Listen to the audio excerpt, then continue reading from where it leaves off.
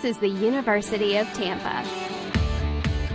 UT students travel from across the nation and around the globe to join a dynamic learning community. There are 150 academic programs, continuing studies for non-traditional students, and a highly ranked graduate school.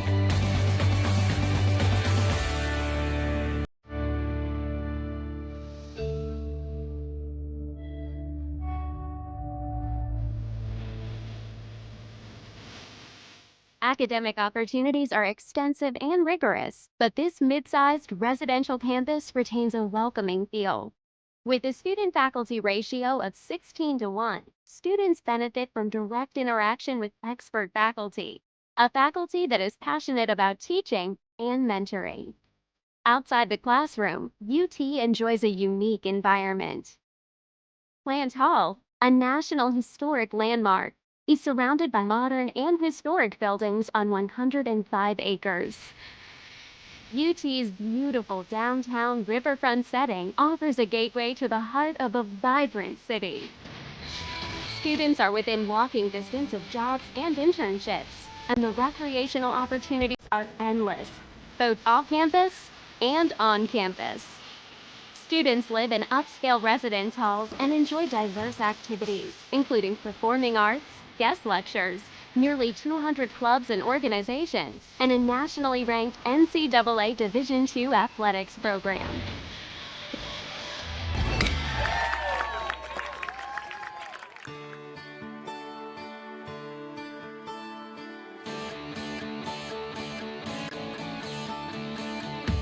The UT experience begins with an innovative first-year program and continues with opportunities to challenge yourself in the honors program, to study abroad, to conduct research with faculty, to do an internship, to volunteer in the community, or to participate in multiple leadership programs.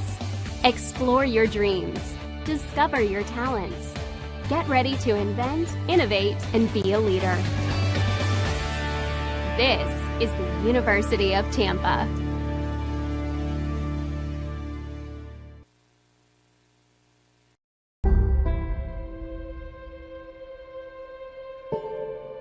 In the late 1920s, the prospect of a Hillsborough High student enrolling in college was bleak.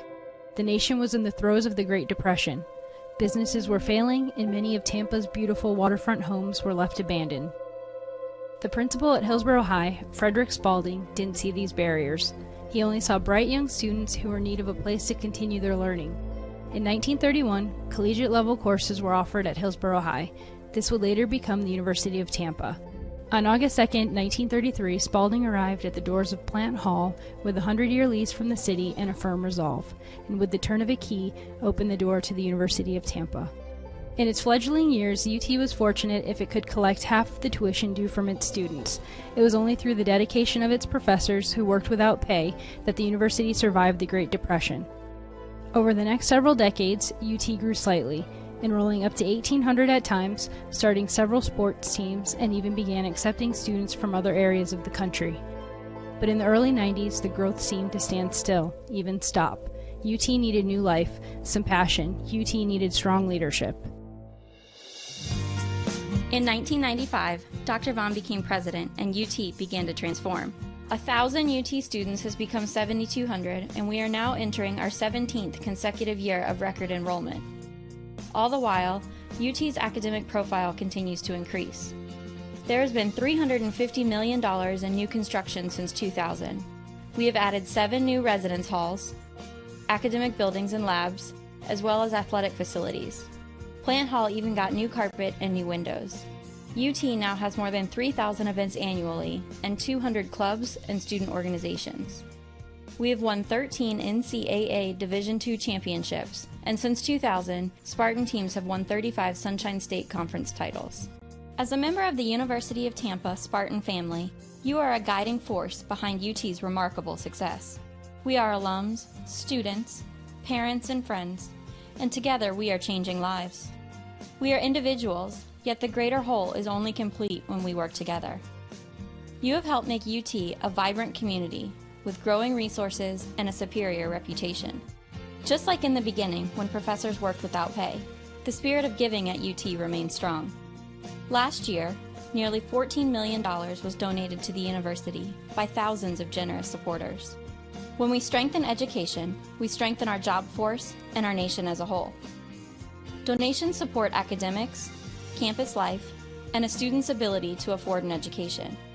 Your participation is what matters most and shows that our Spartan family believes in the future of UT. Whatever level of support, your gift is important to us and enables UT to provide the challenging, high-quality education that has defined our university. Thank you for helping UT achieve such great success.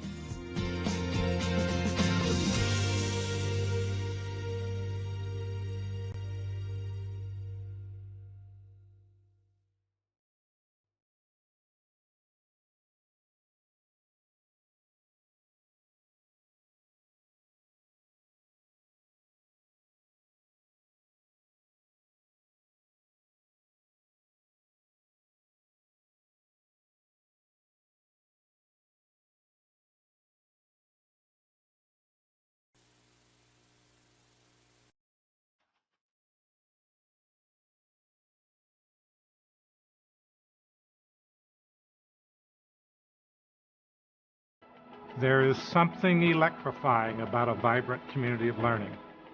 Providing new knowledge, reimagining teaching and learning, designing and reinventing the spaces where we learn, live, and work, attracting and inspiring the best students and faculty, engaging locally and globally. These are essential to creating tomorrow for UT and our world. A campaign causes us to state what we stand for. It propels us to envision the future and work diligently in new and exciting ways. It inspires supporters to believe in the long-term value of campaign priorities. It impacts the world we inhabit today while we're creating tomorrow. We are deeply grateful that so many of you stand with us. Together, we are developing UT as a model metropolitan community of learning. We are pleased you enjoy the satisfaction of investing in the lives of students. Your heartfelt commitment makes for an electrifying connection among all of us. Creating Tomorrow has been a campaign committed to advancing UT's mission and vision for the future. Our focus, the people, places, and purpose of the university, has transformed the UT educational experience and created a legacy of excellence. We are where we are today, one of the most exciting times in UT history, because you accepted our challenge. You have helped us transform UT.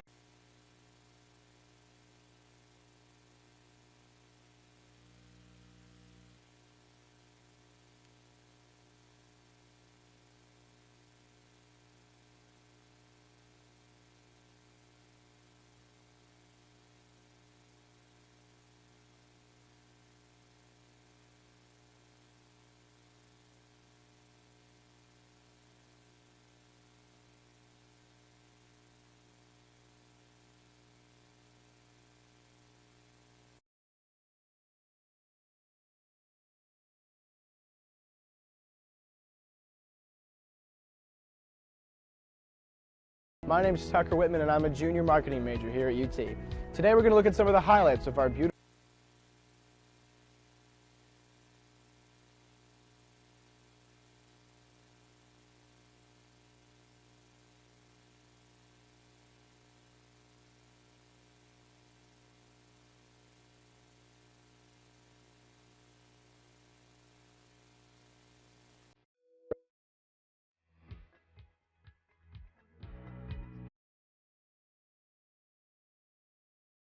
Welcome to the University of Tampa. My name is Tucker Whitman and I'm a junior marketing major here at UT. Today we're going to look at some of the highlights of our beautiful Riverside campus here in downtown Tampa. We'll start at Plan Hall. This historic building was opened in 1891 as the Tampa Bay Hotel and now serves as the main academic building here at UT, with 4 floors of classrooms as well as faculty and administrative offices.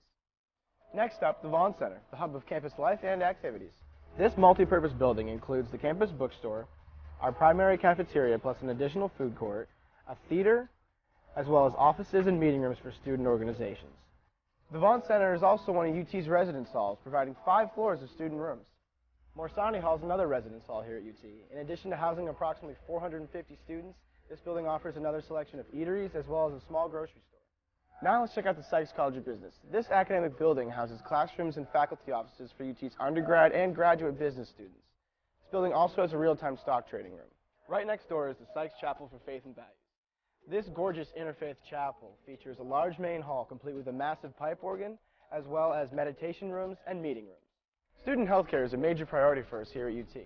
The Dickey Health and Wellness Center is accessible to all students and provides high-quality services including basic medical care, counseling, and wellness programs. On the east side of campus, you'll find the McDonald-Kelsey Library. Here, students can learn from a large collection of books, periodicals, and digital databases. They can also take advantage of our numerous study rooms and computers. The Academic Success Center is another great resource for students. This is your one-stop shop for academic advising, coaching, and tutoring services. Whether you're a seasoned athlete or just want to shoot some hoops, the athletic facilities here at UT are hard to beat. The Bob Martinez Athletic Center includes a large gymnasium, a weight room, and training facilities. In addition, the campus features an aquatic center open year-round, 6 tennis courts, baseball and softball fields, a 1,500-seat stadium, as well as a lacrosse field and intramural complex. Need a break from studying? Head to Falk Theater and catch a play. This 1,000-seat historic theater serves as a home for all major performances made by UT's Department of Speech, Theater and Dance, as well as special guests. This is one of UT's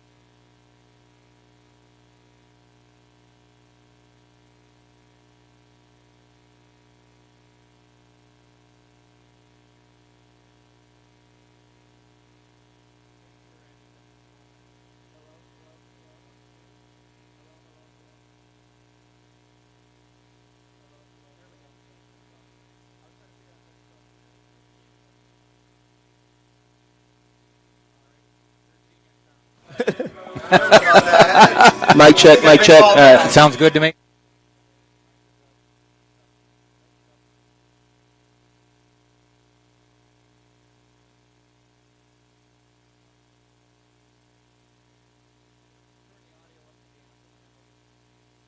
After it.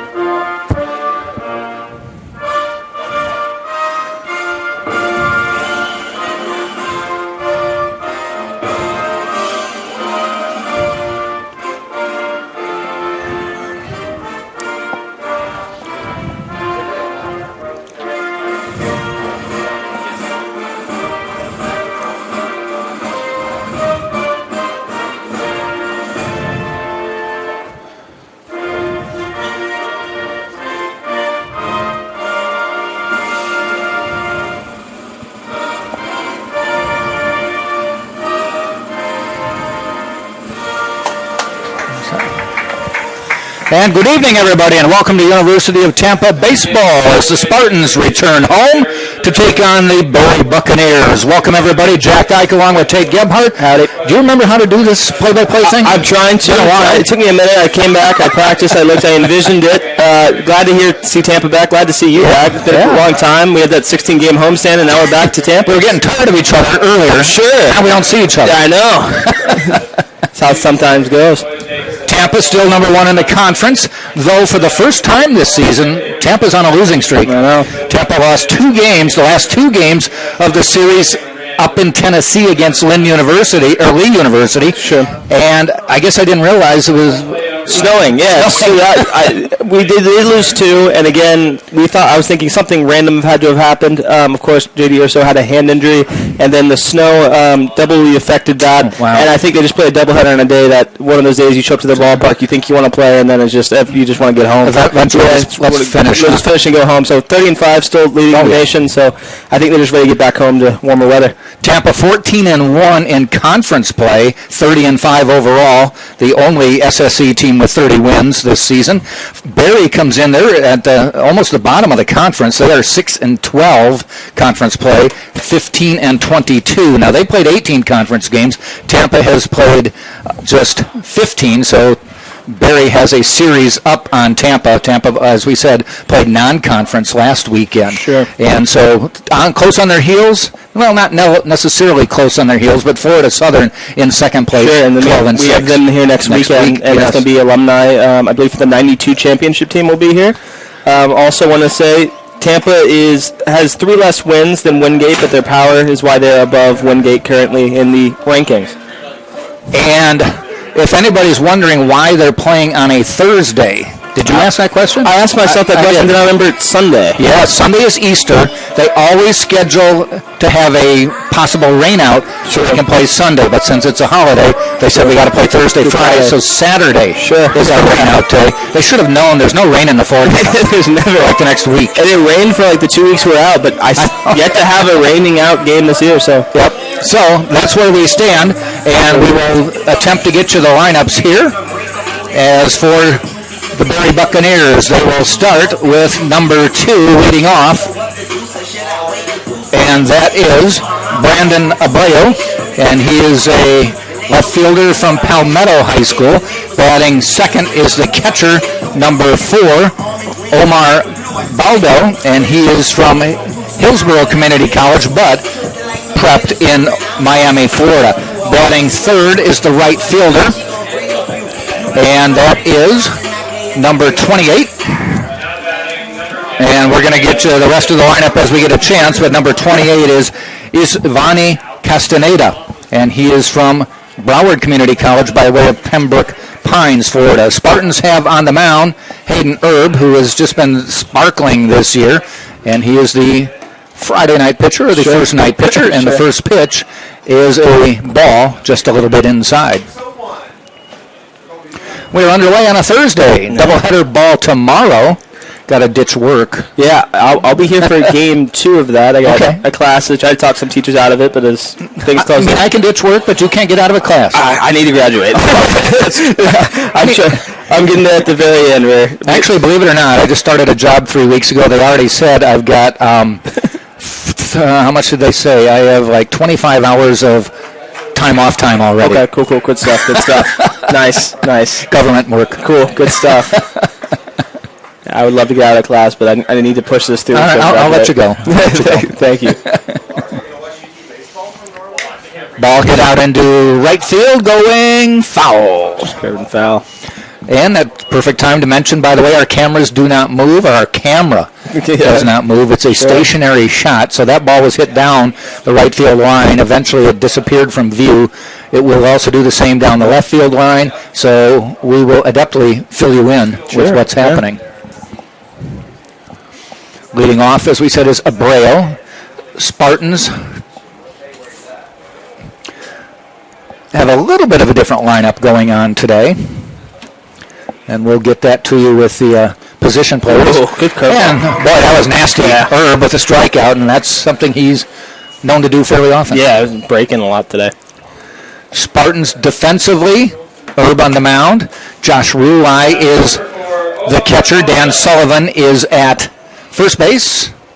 Jamarcus Lyons at second base. Nunez is at third. Drew Earhart, who is just willing to play everywhere, is at shortstop. And as Tate, you mentioned, J.D. Urso hurt his hand and is going to be out for maybe a couple more weeks. A couple more weeks is what I was told him. And I asked him, I said, did you get hit? What happened? He said, I was just swinging a bat. Yeah. Outfield has Luke Glancy in left, Jordan Lala in center, and A.J. Cumbo is in right. But yeah, when you lose a 400 hitter, like I said, for a couple games, those 2 losses plus the weather, I mean, it explains the 2 losses. But I mean, just take a look at this. Conference batting. Yeah. No, it's there are 4 Spartans in the top 10. Yeah. And a 5th, Drew Earhart, is in the top 16. And for Barry, they have the number 1 in the conference with I couldn't pronounce his name last time. Sebastian's his first name. Sebastian Garrido. And amazingly, though, he's not in the lineup. Yeah. Didn't see it. Games played. He's played. He's played most of them. Oh. But he is not in the lineup here. Could also be injured. Who knows? Yep. 2-2. We'll go full. One fun fact about Barry, and of course, me going to LSU for grad school, I had to mention Shaquille O'Neal got his doctorate at Barry University. That's so, right. Yeah, and I believe his education. Right. I remember that. Yeah. Hayden Herb comes in with his, this is his 11th start of the year, 11th appearance, 8-0, by the way. Yep, perfect. And has a 51 and 2/3 innings pitched, 40 hits, only 16 runs have scored, 11 of them been earned, walked 20, struck out 72, so he's got almost a 4-1 K to W, or K to BB ratio, an ERA of 1.92, which is amazing. Until you look at Braden Nelson, who has .99. Yeah, we have a good staff here in Tampa. Walked him, though. Second batter gets a walk. We did mention the Spartans lost their last 2 games. They did win the first game up at Lee, 9-7, last Friday, but then lost 8-5 and 2-0 on Saturday in the doubleheader. They stopped through my hometown of Atlanta on the way back. Watched some baseball. You did, or the team did? The team did. They went to the Braves. They went to the Braves game? Mm-hmm. Nice. They were doing the opening weekend for all the rings and ceremony stuff. Braves introducing the $151 burger, of course, that being with a complimentary ring. So I don't know if I'd ever pay more than $20 for a burger, but if there would be one, that might be it. Castaneda at the plate, right fielder. Good breaking ball. I do want to mention the big news here today at the ballpark. Will Coach Urso get his 900th win? And I kept looking, and I saw up at Lee, he'll probably get it. Yeah, they're going to definitely get it. It's a 3-game got to $8.99, and it was put on hold. I think he did it for us, or for the fans. It's nice to think that. I'd like to think Mr. Urso is thinking about us when he's coaching. Not a good breaking ball That's there. what we're going to stick with. Castaneda, 323 hitter on the year. Top hitter on the squad is on deck, Joe Stella, at 324. Our chances are slim, but we may have a special guest up here in the booth later, potentially. I'm working on it. We'll see. Foul back? Shaquille O'Neal? No, that'd be amazing. Okay. Yeah, no. Right. He's a DJ now. Is he really? He's an interesting dude in general. Host on the NBA shows. Host on the NBA show. He has a doctorate. He's a DJ. He was a cop. He was on Shark Tank. It is not even like he was an honorary cop. He went through training. Yeah. He's a sheriff From Miami area, right? It's just that he's just doing side missions for fun now. What can I not do? Is what he's doing. Does him well. Yeah. 0-2 pitch with one out. Runner on, runner goes. Strike three call. Throw down to second and in safely with the stolen base is Baldo. Batting number 8, Joe Stella.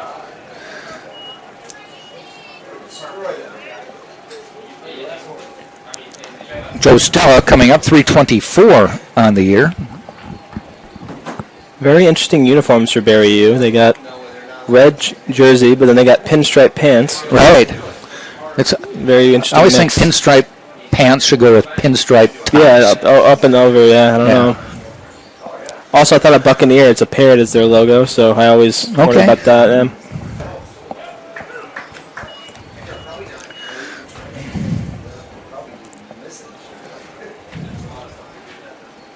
The big rivalry games coming, of course, next weekend when we play Florida Southern. Definitely.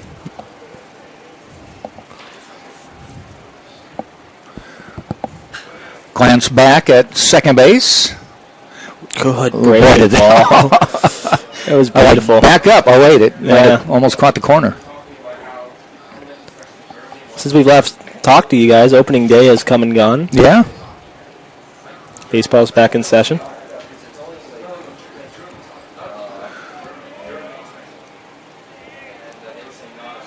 Chase him back. He's got to make the attempted throw. Now, do you wish, and of course it's the Division II level, but do you wish the umpires were mic'd up so they could tell you what's going on? Yeah. I think that was a really cool addition that they added. Yep. I think both young and older generations kind of both like that. Mm-hmm. I mean, it's accepted in the NFL. I just feel like it's needed because me and you obviously may know what happened without needing to tell anybody, but say you bring someone who's not a fan of baseball and they're confused and maybe they just blow it off now, they know what it is at least. So, yep. I think it's crucial. And in basketball, whether it's NBA or college, they typically will go to the broadcasters and explain it. Now, they're not telling the crowd. Yeah.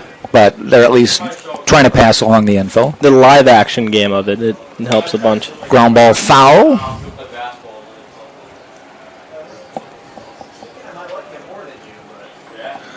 Umpires for today's game. Behind the plate is Ray Chamberlain. On the bases is Casey Sanchez.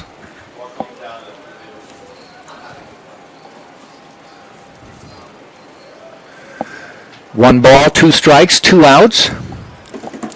Abreu now on second, waits. Herb with a glance and fires. Hit foul down toward the Buccaneer bullpen.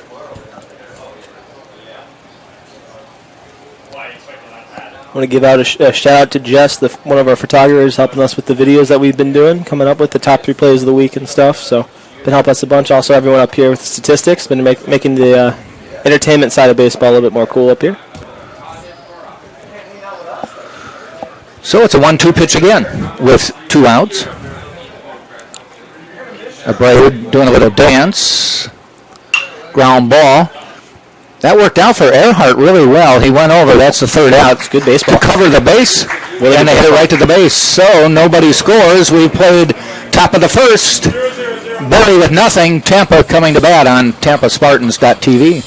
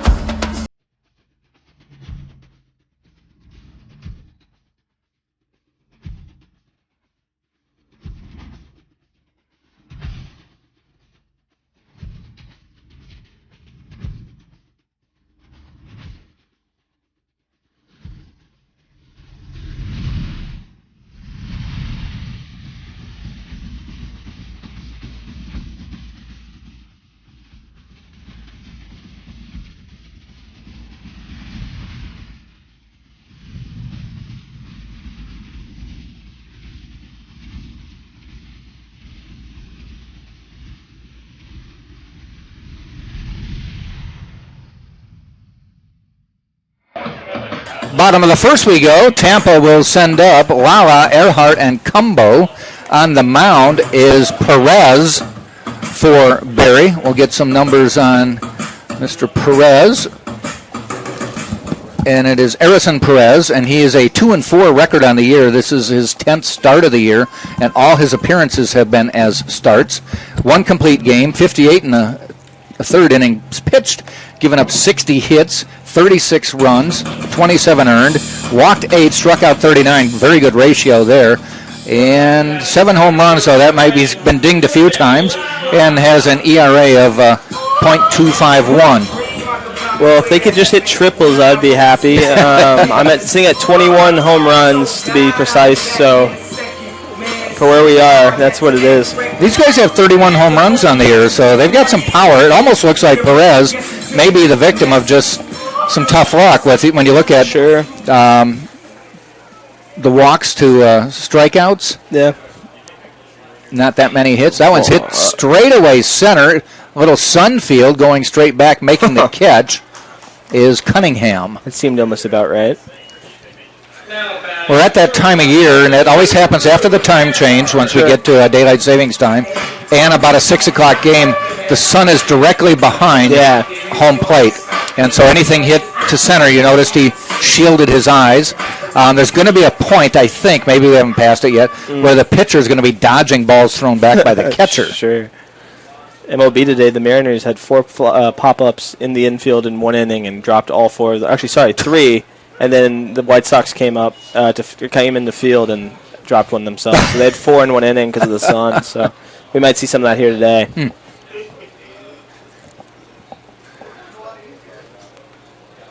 This is Drew Earhart.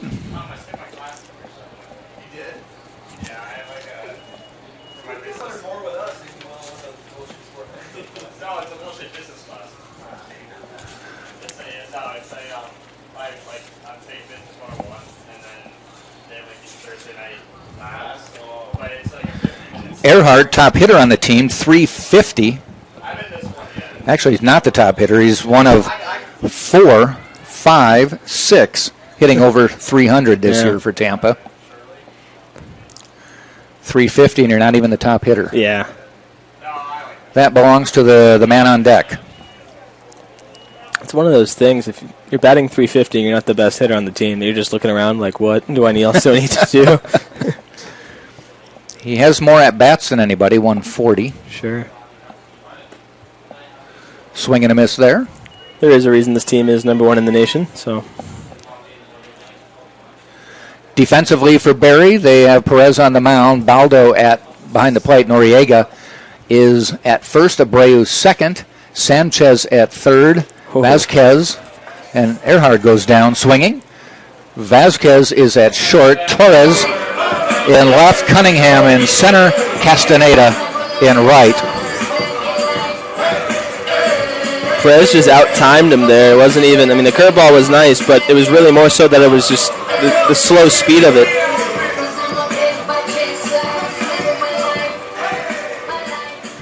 Who's doing better than Drew Earhart? This guy is, E.J. Cumbo, hitting 396, 456 on-base percentage. Insane. That's a phenomenal number. He has 38 hits to lead the team. There's a little pop-up, and it goes no Brett Phillips on that one. No, that was an amazing play. Speaking of which, he keeps baseball fun. His brand, baseball is fun, obviously speaks for his name, but really just you should see more guys like him because you're getting paid to play a child's game, millions and millions of dollars, and to play for your hometown team. But he's a class act, not just in front of the cameras, out of the cameras, just and a local product. Yeah, just a good guy. Call strike. I remember I went to a Rays game. It was UT Day. They always have it at the Rays Stadium. I took my little cousin there, went to his first major league game, and just signing autographs willingly, just cuz, and really nice dude. There's one hit out into left. That's going to be a fair ball. Giving chase as Torres makes the catch. And the Spartans go down quickly, 1-2-3. We've played 1 inning, no score, right here on TampaSpartans.tv. Choose Barry University. We transform students into leaders for a greater tomorrow. Our mix of academics, professional skills, and community spirit prepares students to be the ones the world's been waiting for. You see, you don't just earn a degree from Barry. You earn a degree that's going to make a positive impact. And at Barry, you'll make lifelong friends while discovering your purpose, passions, and joy in life. Barry University. Your future is yours to create. This is the University of Tampa.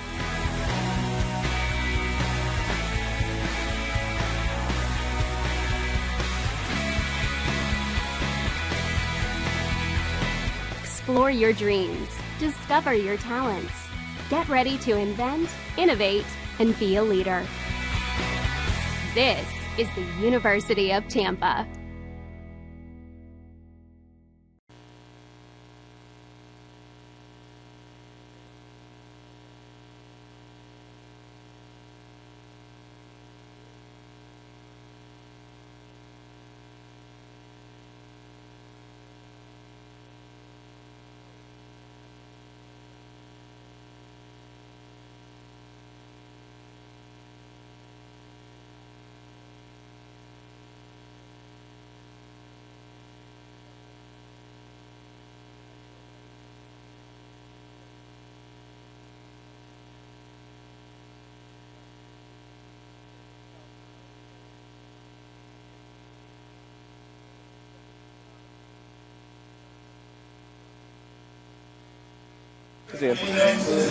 Top of the second we go.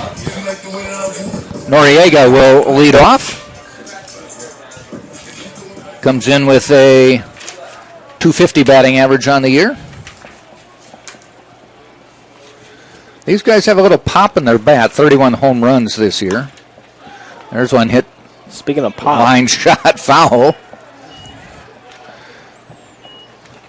Speaking of pop, you say soda or pop? Pop. Pop. Okay.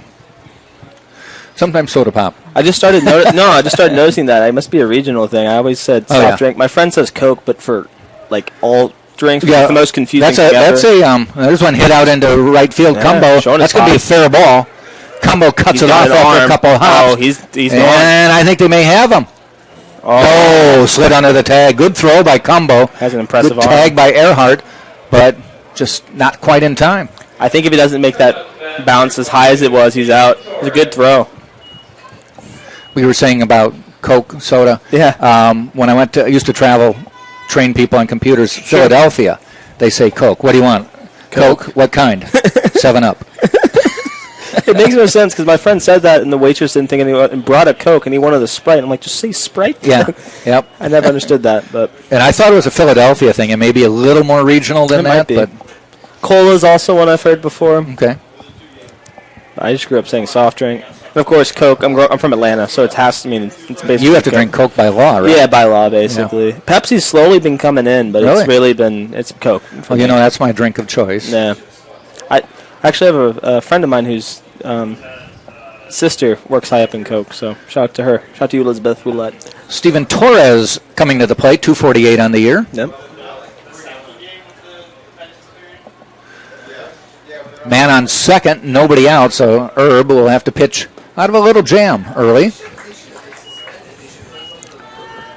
As a team, Barry hitting 264 or 284 on the year, whereas the Spartans are hitting 324. I always find that amazing that pretty much at any competitive level to hit over 300 as a team. It's insane. We're spoiled. There's one hit. Cumbo's giving chase. I think it's going to be foul, just barely. It scatters the pitchers in the Barry bullpen. No, this team is definitely primed to make a run for a championship this year. They make games a little bit more interesting. I couldn't imagine if the team wasn't as good as it is, but we've been fortunate. Have you broadcasted here where there's been a down year? Yeah. And it's kind of funny because Jose Jimenez, the assistant coach, a couple of years ago, might be 5 by now, they all kind of run together. That's a ground ball. Sure. Will move the runner up. Lions at second to Sullivan. One down, but a man on third. And the team, I can't remember exactly the situation, but they were like 3-4 after 7 games. Sure. And he said, all the alums are writing me, the sky is falling. It's what happened, what's going on, how are you going to fix it? They won the national championship that year. Yeah. And he's like, the old, what Aaron Rodgers said a couple years ago, relax. Yeah, just give it a minute. It takes a second to start up. Yeah. Because they played in some, like, it was some baseball classic out at Steinbrenner Field where they invited, like, I think it was a top freshman, 4 teams in the nation to play. Was this in 2019, or is this... Because in 2019, they did play at the Steinbrenner Classic. I think that they was won probably it, it, yeah. And they lost, I think, both the games or something like that. So they got off to a slow start. I think that's when I was just starting to, or I did my, I think my sophomore year, I did, no, I didn't broadcast my freshman year. I started my sophomore year. That may bring in a run. They may have a play at the plate to throw. No. Wild pitch. And Barry takes a 1-0 lead.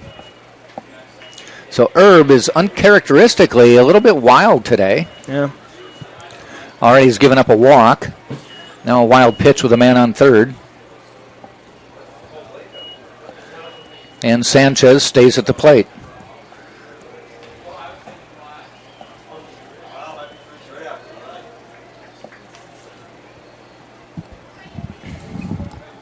Sanchez, 302 on the year. One of 3 Barry hitters over 300. But now 1 out, 1-1 count, nobody on base. A little bit low. So.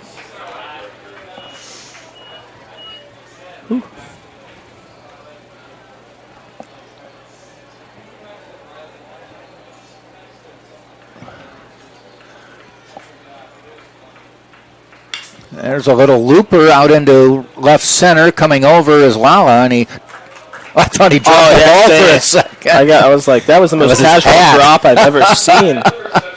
And say, when he dropped it, I'm like, wait, that was a little bit too casual. Oh, that's your hat. There's something about the stadium and hats coming off. We had the pitcher hat come off like 60 times. We've had a couple of them. This is interesting. All right, 2 outs now, but still a run across. Vasquez to the plate. 223 on the year. And taps a little one. Oh. Charging. Oh, Nunez throws. Scooped out by Sullivan to end the inning. Good baseball.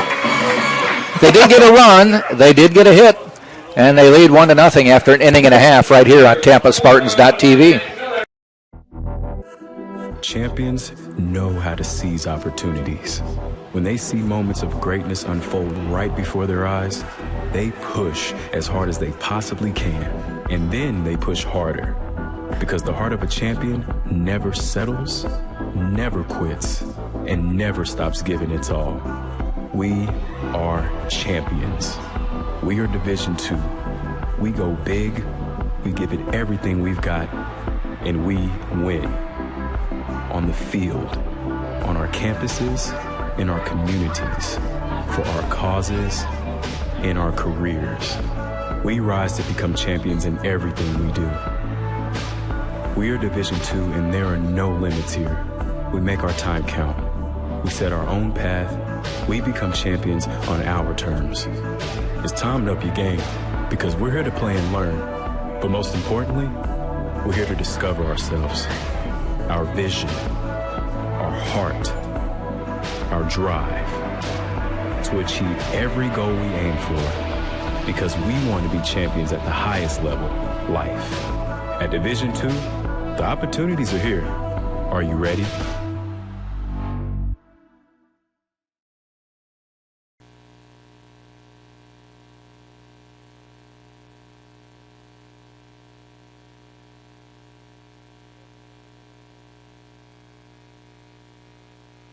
Dan Sullivan, number 26. So Dan Sullivan comes to the plate for Tampa. He leads the team in a bunch of categories. I'm not going to lie, I missed the Frank Sinatra. We call a 16-game homestand. It just plays in your brain almost. Sullivan with 11 doubles, 9 home runs this year. What do you think? You think he'll get double-digit home runs before the weekend's over? Oh, no, he's made it pretty clear that he wants me to run to Jupiter and back, so... I think he probably wants to tie it right now. Yeah. Pitch from Perez, hit foul. Definitely has the power to do so.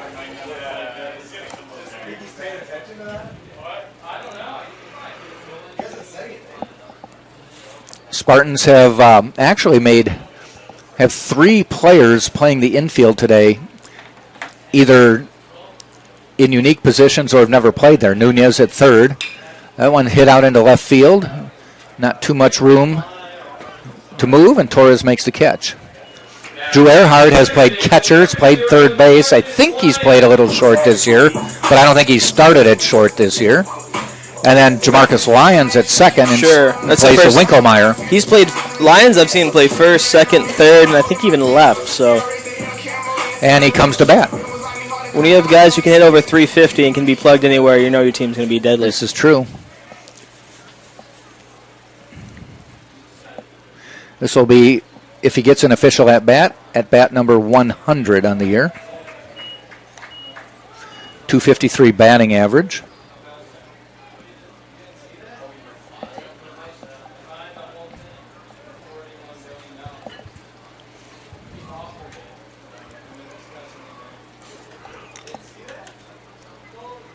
And popped up. First baseman calling for it. That's Noriega. And wow, I heard him call it up here. Yeah, I heard it from here too. That sun almost played a factor right there. Yes, Abreu and Noriega coming close to each other, but Noriega had the height advantage. Sure.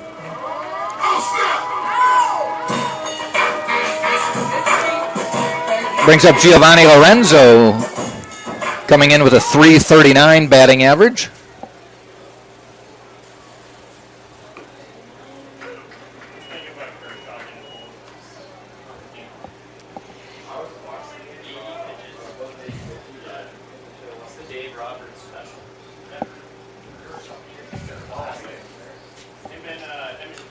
Tap foul. Lorenzo on the year. This is his 63rd at bat. Scored 11 runs, 21 hits on the year. 3 of them are doubles. Driven in 10.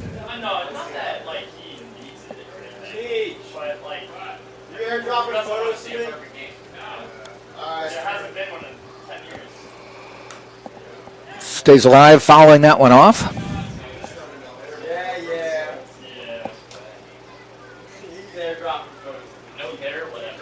So with Easter being Sunday, is everybody just hangs around campus though anyway? Or I would think so. If school wasn't coming down to the wire like it is, I would probably try to make my way back up to Atlanta. But I was told to stay down and focus on my education. So you got marching orders, huh? Yeah, I got marching orders. Trying to finish it out strong. Trying to get any senioritis and go to mass, and then that's all I was told. And he just kind of golfs that one. Nice. Base hit. Nice bit of hitting. Yeah. You got any big plans for Easter? Nope. We're planning to go to Clearwater Beach Saturday. Okay. Because they're having the big sand sculpture contest. I might head that way too. I think this year they're doing animals, and my daughter loves animals. Cool. Let's do it. And we thought, let's not go Easter because that may be when everyone else wants to go. Probably just ride my bike on Sunday. I was riding my bike yesterday, waiting at an intersection. A guy shows up. He's got all the Lance Armstrong gear on and stuff like that. Is it Lance Armstrong? Older guy, probably younger than me, but I thought he was an older guy. Okay. I feel you. And so he had a good clip. He was riding fast as me. I'm not Lance, but I don't piddle around. And so I'm like, where are you from? And he goes, Wisconsin. I'm like, so am I. Nice. But he's a snowbird. He's just down here for a while. Sure. And told me his girlfriend lives in Madison. I said, that's where I live. And she lives about 2 miles from where we lived. And so we swapped phone numbers because he said he rides 40 miles a day. Yeah. Because he said, I'm down here by myself and bored. I really should have done this on a bike because honestly, I could do the bike thing, but I've been doing the running training, and this is going to be brutal. Now, how many miles are you up to? You're a marathon? 21. Not quite a marathon. Not quite a marathon. It will be. It will be because we got 6 games. I'm waiting to hear back with the lady. We got a charity involved. Base hit. Lorenzo will have to stay at second. So 2 on with 2 out. Good hitting. And what Tate's referring to is he says he will run 1 mile for every home run the Spartans hit at home this year. Yeah. And if it's a grand slam, which has been 1, it's a grand slam. There's been 2. 2. So you'll do all 4 runs. Do all 4 runners combined. So we'll have to calculate at the end. What I was told was 21. Fortunately, we got a charity involved. I don't know how we're going to raise money yet. We're trying to throw everything together in a short time period. Now you're not running at 21 miles in all at once, though, right? I'm going to try. We're going to try to run it all at once, but I think what I'm going to build in is a couple breaks in between. It's going to be one day, like it's getting done in one day. But it's just like there's a level of like doing it to be like doing it, and then there's also a level of like not wanting to die. So we're gonna. I've talked to a couple people who do long distance running here, and talked to some doctors and like what's like something where I'm literally pushing my point to talk to a psychiatrist. Not yet, no? But I don't think I think that's long gone now. So I think we're good. I think we're gonna do like 2 or 3 breaks. It's gonna stink either way. I'm definitely gonna have shin splints, but it should be worth it. That may fall for a base hit with 2 outs. This could bring a run in. Plate the plate. Oh, here we go. There's the throw. Ow! Wow, nice throw. Smart play to send him, but he just took a perfect throw. 1 hop to the catcher, and he's thrown out at the plate to end the inning. Spartans do not score. We've played 2. It is still Berry 1, Tampa nothing on TampaSpartans.tv. I pledge. I am an NCAA student athlete. And I pledge to be a champion of unity on my team, on my campus, and in my community. I pledge to embrace differences and strive for inclusion and collaboration. I pledge to stand against racism, hate, and discrimination. I pledge to strive for love, care, and forgiveness. I pledge to stand against silence, deceit, and obscurity. I pledge to strive for dialogue, truth, and understanding. I pledge to stand against fear and doubt. I pledge to strive for trust and belief in one another. I pledge to stand against complacency and stagnancy. I pledge to strive for change and growth. I commit to supporting my fellow student athletes in all circumstances that impact them. I commit to both choosing unity personally and encouraging it for all. I pledge these things because we are stronger together. United as one.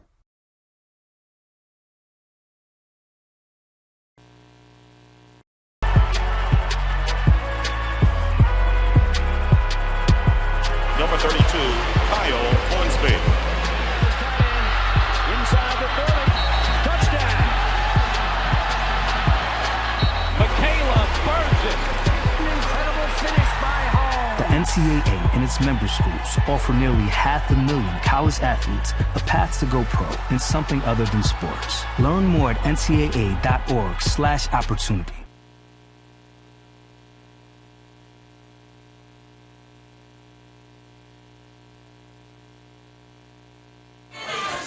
We head to the 3rd, and it's still 1-0. Berry on top. Spartans tried to tie it up, but with runner thrown out at the plate to end the bottom of the 2nd. They will send up the 9-1-2 hitters, so it'll be Cunningham, Abreu, and Baldo for the Berry Buccaneers. Not going to lie, I like Coach sending him there. I think there's a good force chance. I mean, maybe he makes a bad throw, maybe something goes off, but you're pushing their hand, so I like it. It had to be an accurate throw. It was short left, but you got to do it, especially with 2 outs. He was running, had momentum. Popped up and should be in play, giving Chase his Lions combo. Lions makes the catch. And I think they're discussing what's the protocol out there. Yeah, I said Lions hasn't played much second, but I've back in the day when I did play second, those could be dangerous, the ones when you're ranging back and someone's running full speed. Good thing they have good communication, though. That is a dangerous. I mean, I think when you get into baseball technicalities, it's an easier catch for the right fielder. It's extremely easier, but the issue is if you guys don't have that chemistry like where they usually are, that could be really dangerous real quickly. Top of the order, Abreu to the plate. And that was it was an impressive catch by Lions, but you're right. All Cumbo has to do is walk in and grab it. So. And you never know when Cumbo called it. Might have been too late to get out of the way. Base hit there. Sullivan with a dive gets past him, and a 1-out base hit by the leadoff hitter Abreu brings up Baldo to the plate. Good attempt by Sullivan to get over there. those no-man land balls, unless you used to calling it, the issue is sometimes you get stuck where you, like, in your head, you're like, I should call this, but then it's just like, it happens so fast. I don't know if I'm going to get there yet. And then, you don't want to call it off, and then so. And if you both call mine. Yeah. Did you hear the other guy? That's why a lot of coaches will teach you to say ball instead of mine so you don't get confused or stuff like that. Baldo to the plate. He walked his first time up.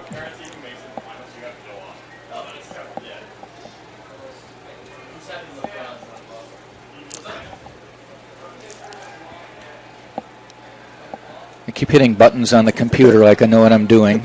You're good. Lenovo's are a little interesting to work up here.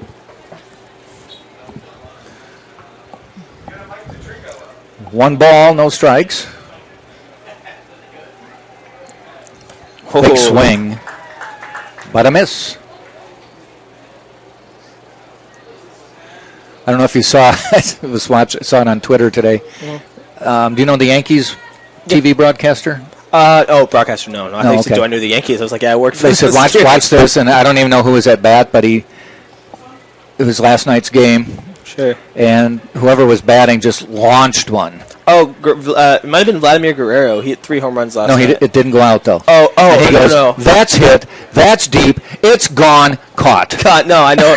No, I don't know his name, but I know the situation you're talking John about. Quinn? Yes, Stanton. But it was so funny. That's deep. That's going. That's going. It's gone. Caught. Well, he was trying to do what we always do when there's a home run and a big moment. Yeah, the big call. And it wasn't even like he was up against the fence. He was 5-6 feet from the fence. No.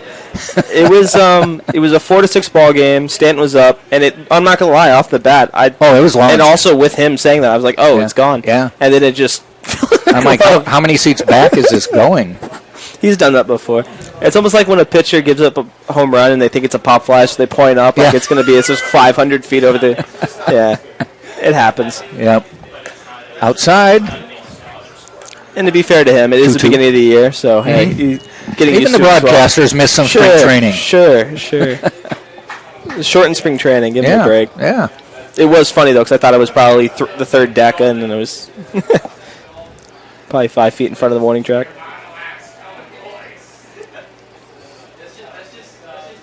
Going. Fouled off. All right. So Barry has shown a propensity to want to run today once they get a guy on first.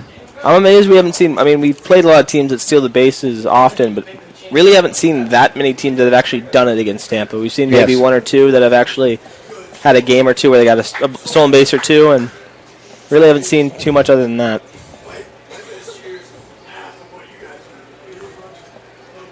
Well, they have 70 stolen bases. Oh, go on, hit ground ball, base hit. Runners on first and second. So they do have 71 now because they had one earlier in the game. Sure. Compared to Tampa, who I think has 24 stolen bases. Okay. So one team will run, but Tampa's got 30 wins. Castaneda to the plate. Struck out his first time up. But now runners on first and second, just one out. Barry already on top 1-0.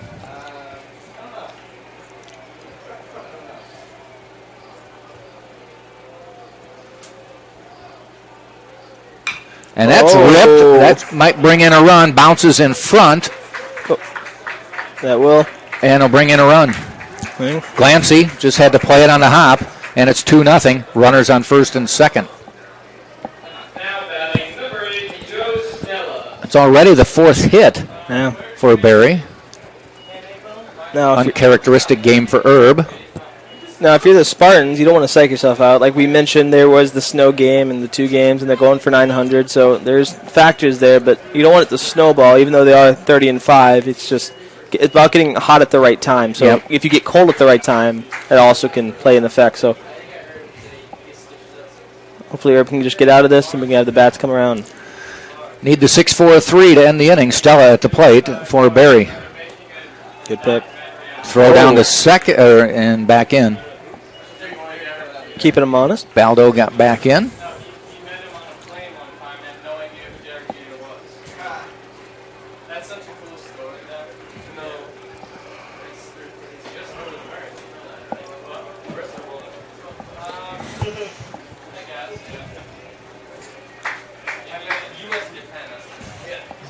Baldo with the lead, Castaneda with the lead, and a strike call.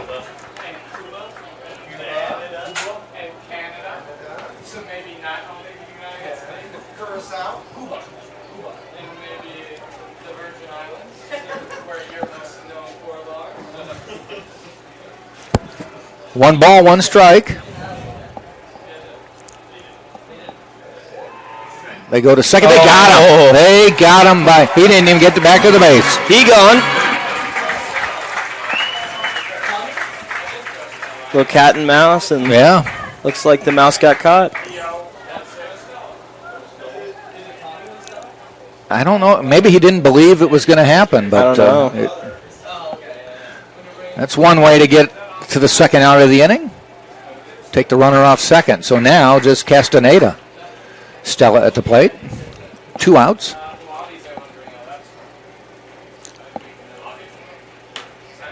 Runner goes. They're going to send him anyway. Fouled off. Just a good pickoff move. I believe that's the Spartans, at least at home, third of the year that I've seen work out for them. That's tough when you're picked off and you're still 2 feet from the base. Yeah, you never got back.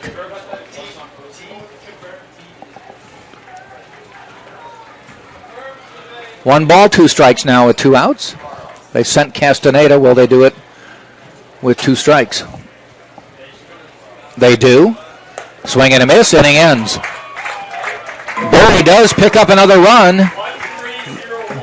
1 run, 3 hits. They left a runner, and at the end of 2.5, it is now Berry 2, Tampa nothing on TampaSpartans.tv.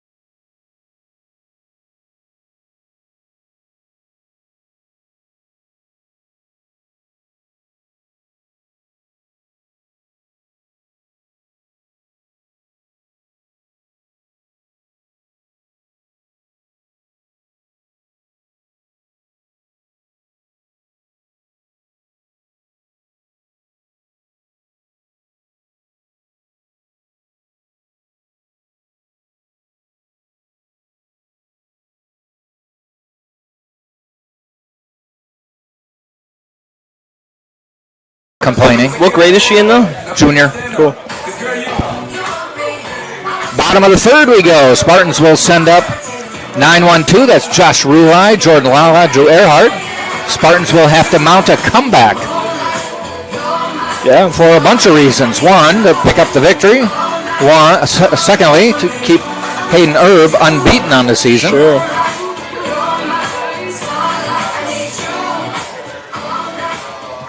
And we've been around long enough this year to know a deficit means nothing. Sure.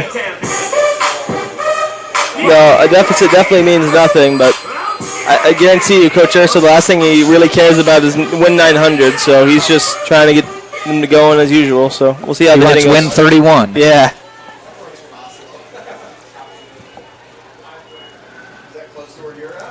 Perez put together a couple good innings.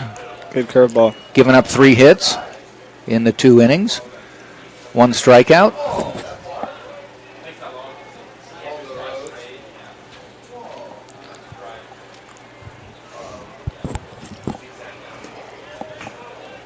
Just missed on that one to Rulai.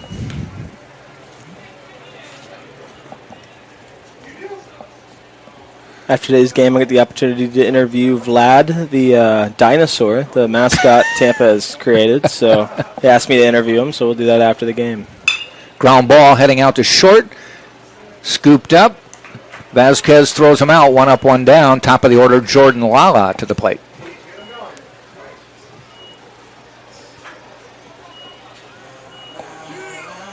Would you like it?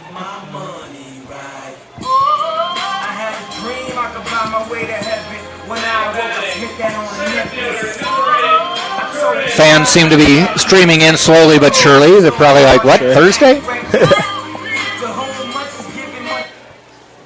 Thursday baseball. They're playing in at third, anticipating a possible bunt from Lala. Doesn't show it, takes a strike.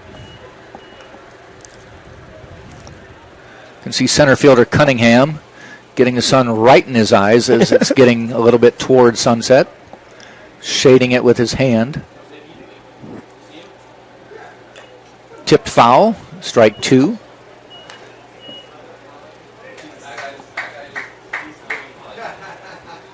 Drew Earhart on deck for Tampa.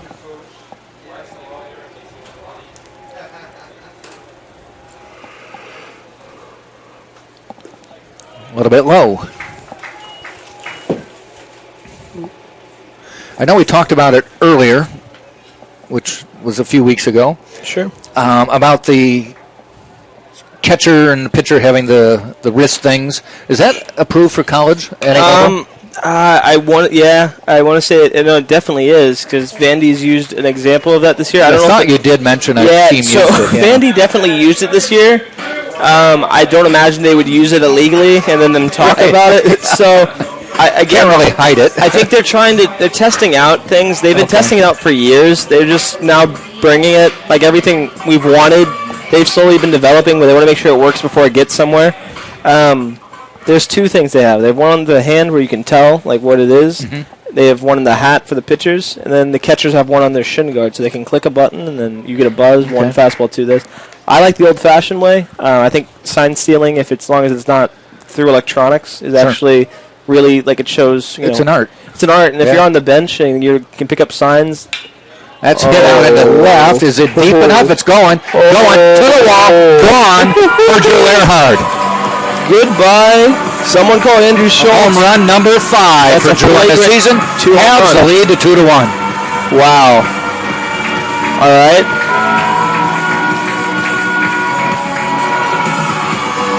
Ring the bells, ladies and gentlemen. Here comes the home run chain. Wow.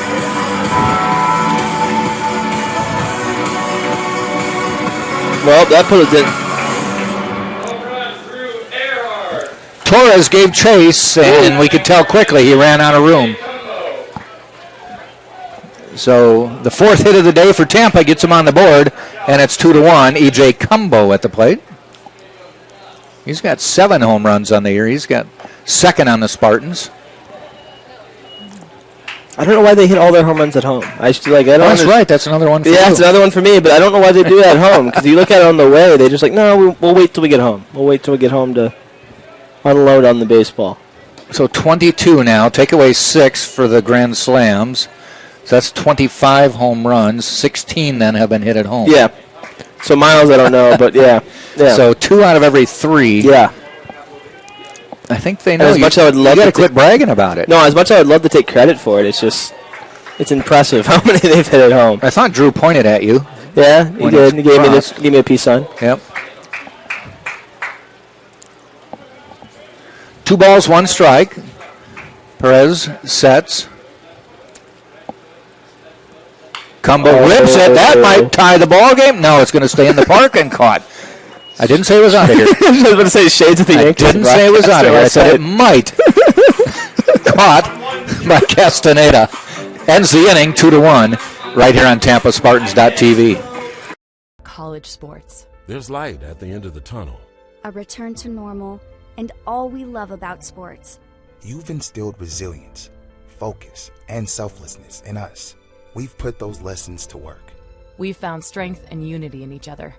You continue to take us places we never imagined. You bring out the best in us. So when we look forward, we see the light at the end of the tunnel.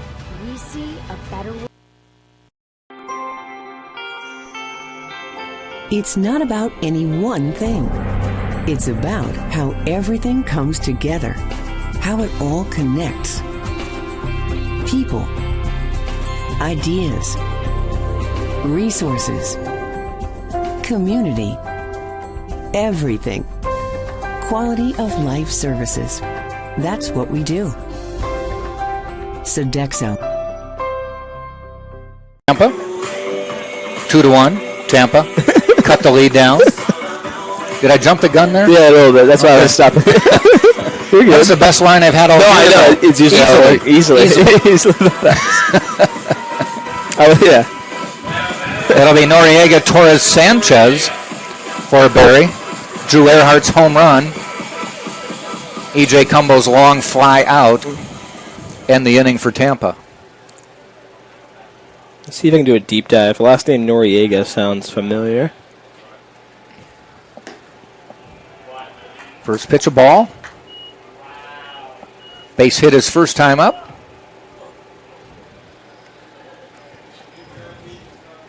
And he scored. He doubled his first time up.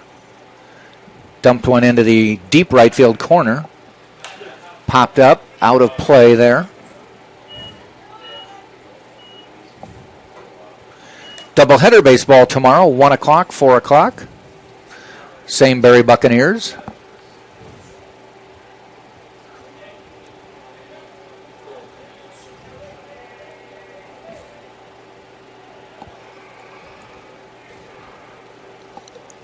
Fouled back.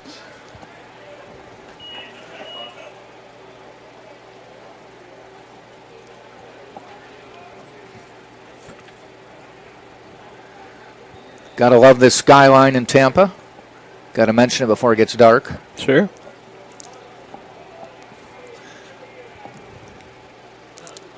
This is a downtown campus. Herb wanted that one. Sorry. So did I wanted that 100% of the fans.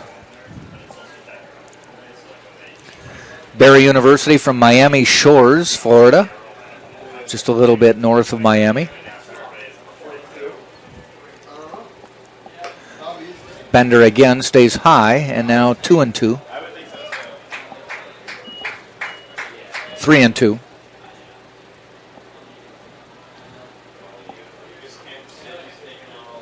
And the payoff.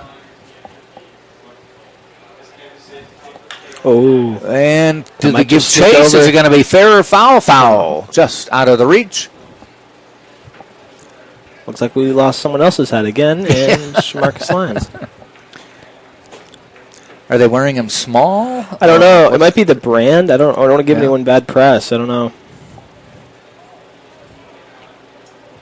I mean, there was a player for the Cubs many years ago in the 70s named Jose Cardinal. Okay. Whose hat basically just sat on his hair. My version of that, not that. I guess Manny Ramirez would always, when he would cut, it would be a helmet. Sorry, when he was ground third, he would always take his helmet off. I don't know why, but.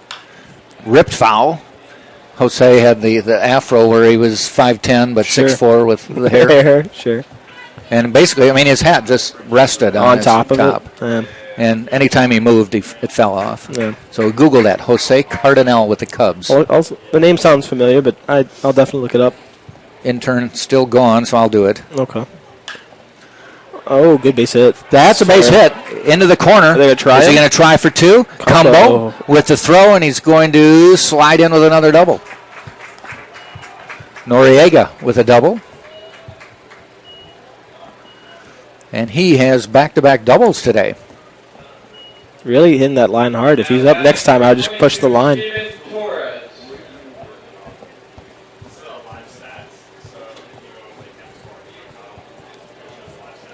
I don't know if Torres coming up now. I don't know if it's just me, but it feels like Barry has most of the momentum. The score's only 2-1. Yeah.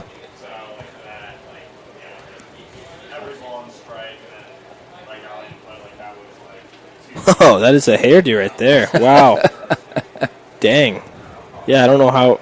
I don't even know what size hat that is. It's like an 8 or 9. I think you gotta get a special made for that. Yeah.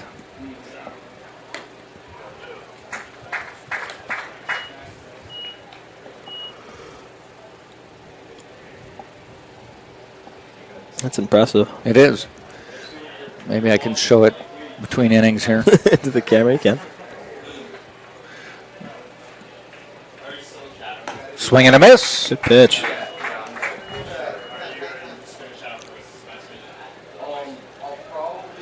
So for the second time today, Noriega with a double. Scored the first run of the game.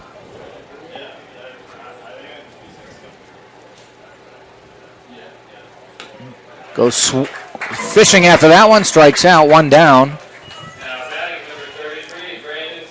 Brings Sanchez to the plate. Sanchez with a fly out his first time up.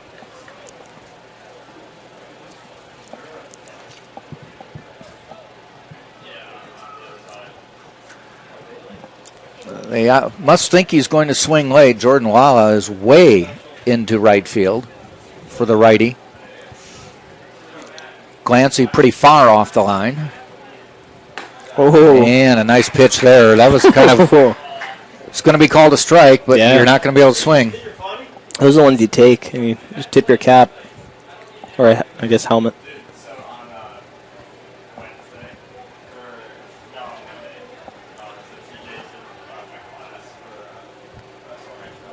Oh, couldn't get out of the way. Free pass to first. Actually, wasn't that free. Yeah. Some pain. You have to pay some from a toll. That's the one thing about pitching inside. It's a beautiful, if you can locate your pitches, it's one of those spots you love to pitch, but I would get a little too confident myself when I would do that because they maybe just step a little bit closer in, and then you have to be almost perfect to hit the inside corner. Yep. So, runners on first and second with one out. Vasquez to the plate. And just to point out, like we mentioned, Lala always likes to mess with the line, but you can tell that line's basically gone. So both sides will be pushing in closer as the game goes on. Strike call.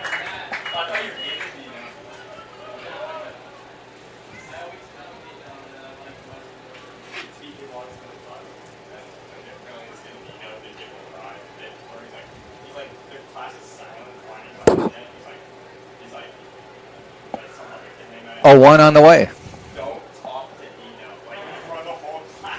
Ground ball. Couple hops to Earhart. He's got one. The relay. Got out of the inning. Beautiful.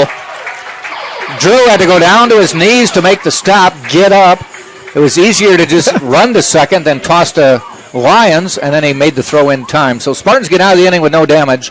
We have played 3.5, still 2-1. Barry on top right here on TampaSpartans.tv.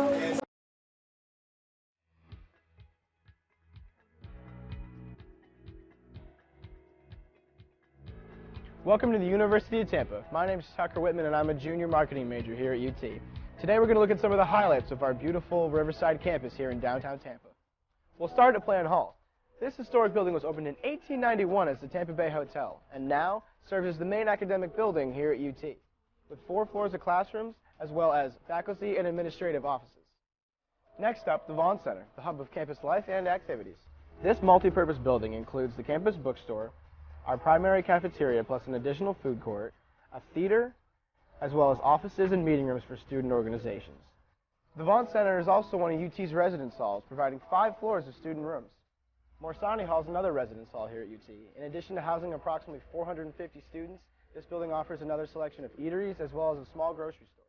Now let's check out the Sykes College of Business. This academic building houses classrooms and faculty offices for UT's undergrad and graduate business students. This building also has a real-time stock trading room. Right next door is the Sykes Chapel for Faith and Values. This gorgeous interfaith chapel features a large main hall complete with a massive pipe organ, as well as meditation rooms and meeting rooms. Student health care is a major priority for us here at UT. The Dickey Health and Wellness Center is accessible to all students and provides high-quality services including basic medical care,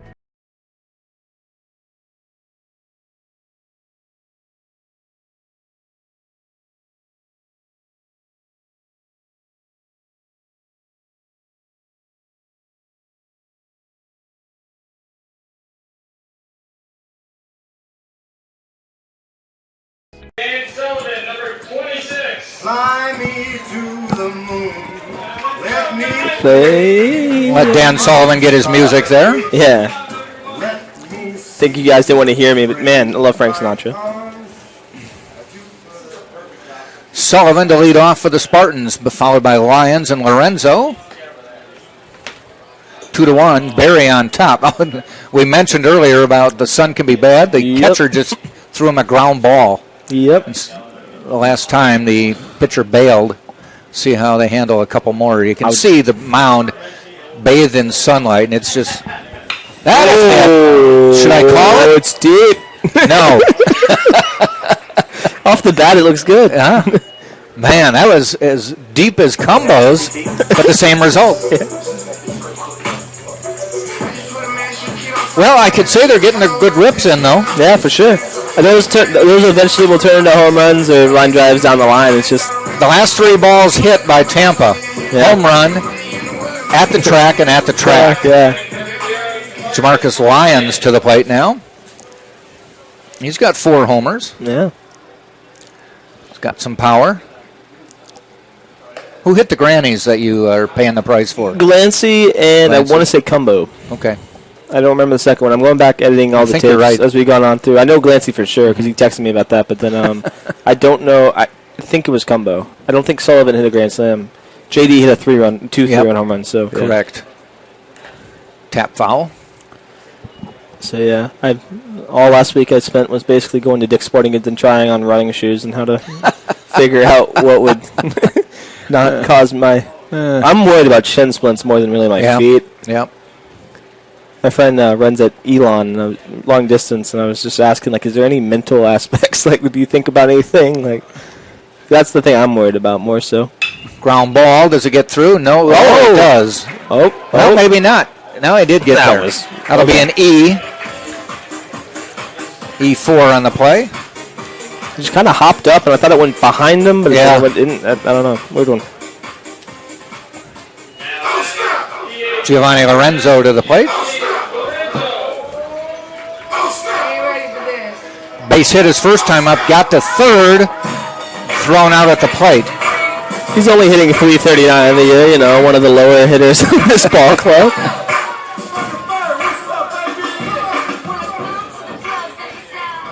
All jokes aside, Lorenzo can put it where they are not. So they are playing in at third. One out, not necessarily Joe Urso bunt situation. He would if there were no out. It's interesting how they're playing in the outfield. They are playing farther back, and not that Lorenzo can't hit home runs, but he hasn't hit a boatload of them, so I don't know what they're really looking at. His average is nice. So he has no homers. Yeah. Oh, yeah, no, it wasn't even. It was Winkelmeyer that had that home run. It wasn't Lorenzo. Right. There you see the pitcher there bailing on the throwback. Another inning, and they'll be out of that one. I think, honestly, what you do is you just have to walk, like, in front of the mound. He did come out. Yeah, he did come to the front of the mound for a couple throws. It really throws off the rhythm of the pitcher. I mean, just a few feet. It's not natural. The pitch. Called strike. Pitch. Now, look at that. He comes forward. Oh. And still doesn't do it. It's nasty, I'm telling you. I mean, the sun is just about setting, so it's like having somebody having their bright lights on in front of you. I wouldn't recommend having a staring contest with the sun. No. I tried that once, lost. Hopefully not too long. Yeah. Fouled back, stays, now goes to 2-2.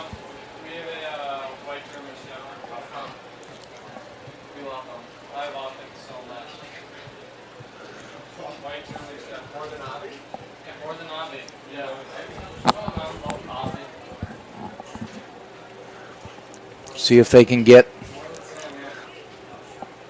Lions over to second or more. Fouled back. They give chase from third, and it hits the screen. This ballpark encircled by, you can see the outfield fence in red, but then you see some poles coming out of the ground that go about 100 feet high. And this whole park is encircled by a screen because there are two major streets down the left field line and the right field line. There's a dorm down the right field line.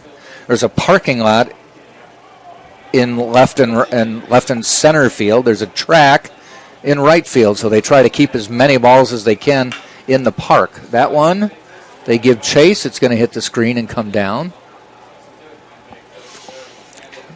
They're somewhat successful keeping balls in that get hit down the line, though we've seen the occasional ball land on Cass Street. I did see a ball a couple weeks ago bounce and hit a car on North Boulevard on the second bounce, though that would startle a driver no matter what. Yeah, no, I can imagine. It was a Mercedes, so I chuckled. Ground ball. Fielded nicely by Perez. He gets the first out, and the double play ends the inning. Big play for Barry to keep the 2-1 lead intact. We will head to the 5th.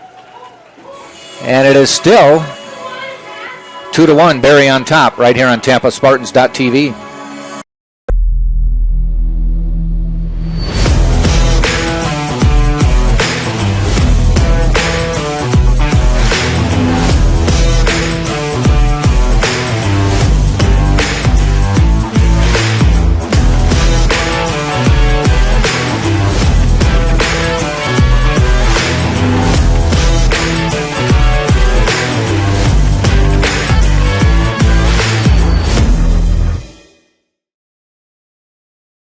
Check out that place over there. I don't know. This is the University of Tampa.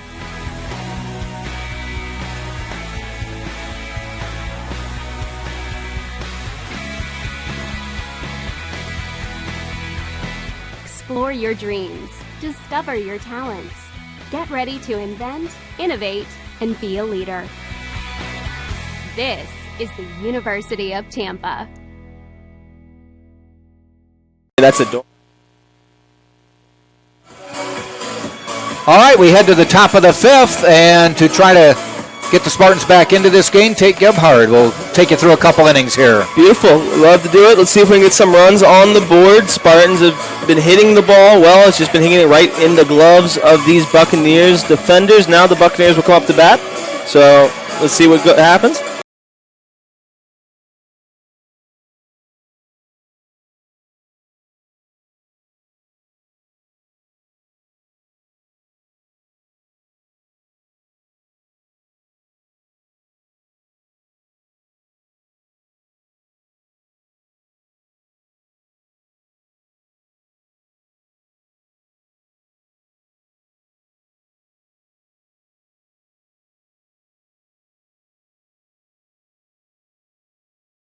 The ballpark. We have a nice crowd here today for some Thursday action baseball. Mr. Cunningham comes to the plate in the 3rd. Got out, so he's 0 for 1 on the day. Righty-righty battle. First pitch, of course, a strike.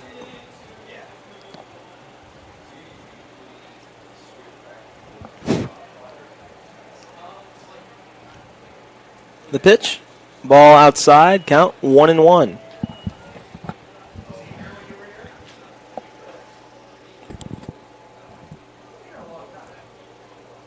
Herb looks in, the 1-1 count.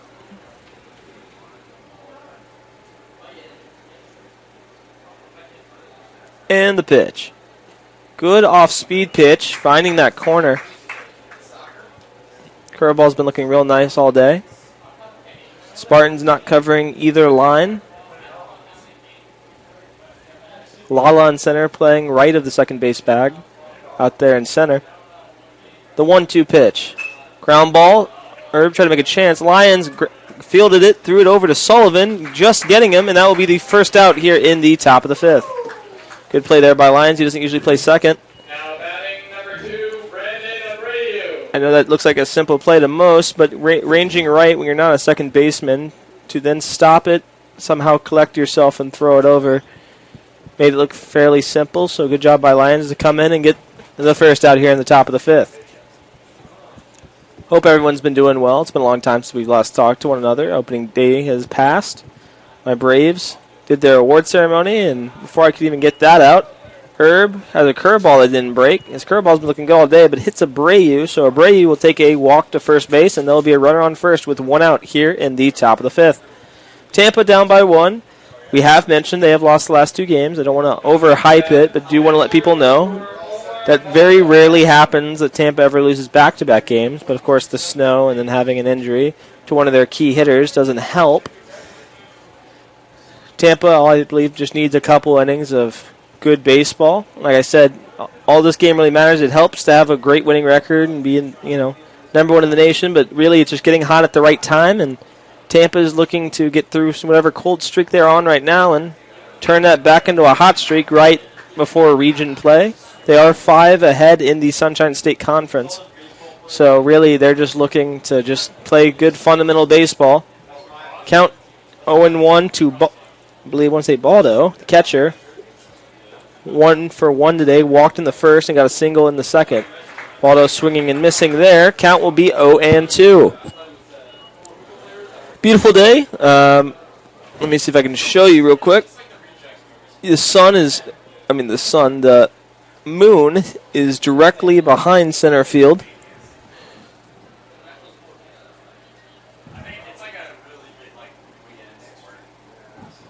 Swing and a miss. 1, 2, 3 strikeout for Urbe, 5th of the day for him, and that will be the second out here in the top of the 5th. I want to give a shout out to the people over at Tampa Bay Sports helping me with this charity run that I'm going to be doing. Also, want to make sure I get it right. Give a shout out to the Leukemia and Lymphoma Society we're going to try to do donations for this run. So at least I'm running for a cause. It's really awesome of them to help me out. That also with the Tampa Bay people, Tampa Bay Sports. It's a really cool thing that they're doing, helping me out with that. So thank you to both of y'all. Having a good time here at the ballpark.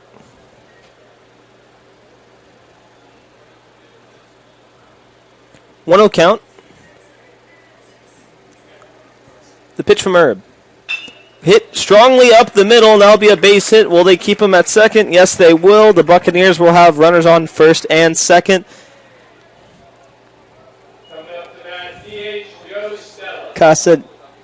Castaneda now is 2 for 3. Stella coming up to the plate, the 4-hole hitter, the DH, 0 for 2. Is a freshman, but coming in a opportunity to get some insurance runs for the Buccaneers. The Spartans trying to prevent the Buccaneers from doing so. Talk about a mascot battle. Who would win between a Buccaneer and a Spartan? It's a tough one. Depends on the tactics. I like to think a Spartan would beat a Buccaneer, but who knows? Who knows at the end of the day, folks? Herb, the pitch. Ground ball, Herb, showing why pitchers are also athletes, and that will be the third out, heading to the bottom of the 5th. Here in beautiful Tampa, Florida. Tampa down 2-1 against the Barry University Buccaneers here on TampaSpartans.tv.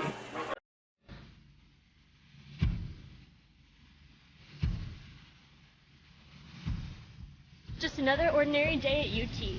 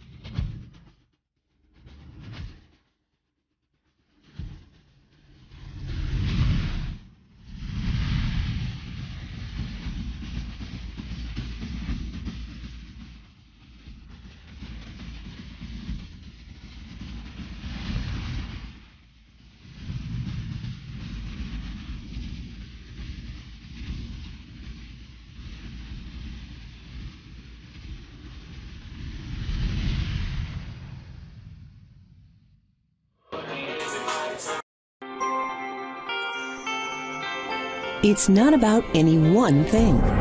It's about how everything comes together, how it all connects.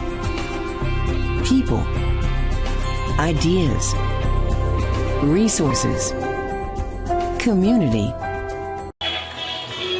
Well, let's see if I can do my job well, folks. Spartans down 2-1 here in Tampa, Florida. Up to bat for your University of Tampa Spartans, number 29, Luke Glancy.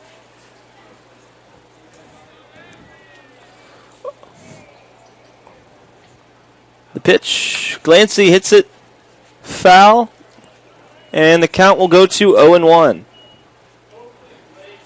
Tampa's been hitting the ball hard all day, just right at the defenders, so unfortunately not producing many runs for Tampa. There was a play at the plate. Lorenzo got tagged out, so score leads 2-1. Barry winning here against the Spartans. After Glancy goes Nunez and then Rulai, and then back to the top of the order with Lala. 0-2 count to Glancy, who's done a great job coming in and being a real offensive production starter for the team. I said that wrong, but ball just a little outside. Glancy, the main point, Glancy has been producing well for the Spartans here at the plate. So 1-2 count. Perez, the pitch. Glancy looking at it, and it's a 2-2 pitch, 2-2 count. Ball just a little bit outside.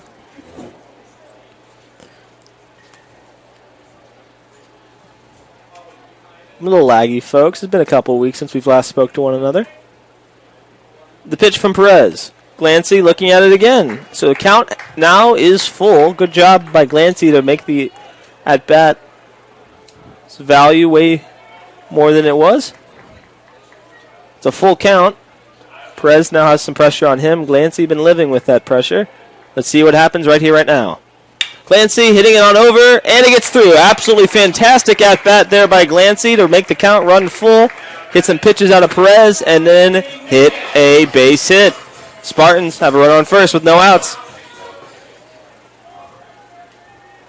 The eighth hitter, freshman, number 9, Nunez. 1 for 1 on the day. Sporting the neon arm sleeve. Glancy takes his lead. Perez from the stretch. Perez coming set. The 0-0 pitch. Nunez hits it up in the air. Third baseman, catcher, pitcher running after it. Seems to be under it. And catching the ball, losing his hat. Nunez is out. That will be the first out here in the bottom of the 5th. Now coming up, the catcher for this University of Tampa Spartans baseball team, number 25, Josh Rulai. Time to get unruly, ladies and gentlemen. Josh Rulai up to the plate.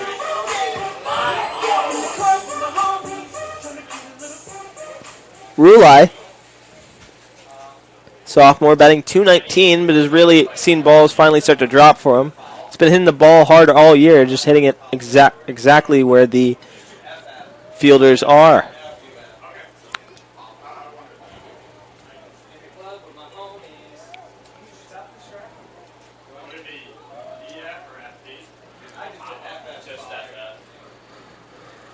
The pitch, low in the dirt, so count will be 1-0.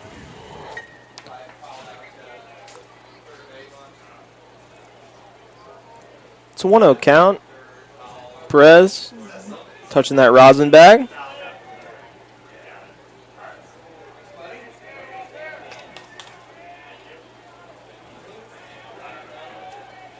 Perez comes set. And the 1-0 pitch. Slow breaking ball. Good play. Will they turn 2? They do not. Nice slide there by Glancy to prevent a double play. Rulai takes the place where Glancy was at. So Rulai's on first. We're at the top of the batting order.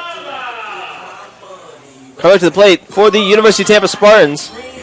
Center fielder for your University of Tampa Spartans, number 8, Jordan Lala.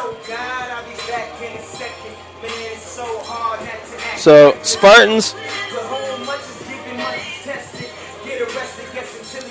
are not far behind in hits or in runs, but looking for that one hit to jumpstart their offense. Could it be Lala, or will Perez shut the door? Let's find out how this story unfolds right here, right now. 0-0 count. Perez coming set. The pitch.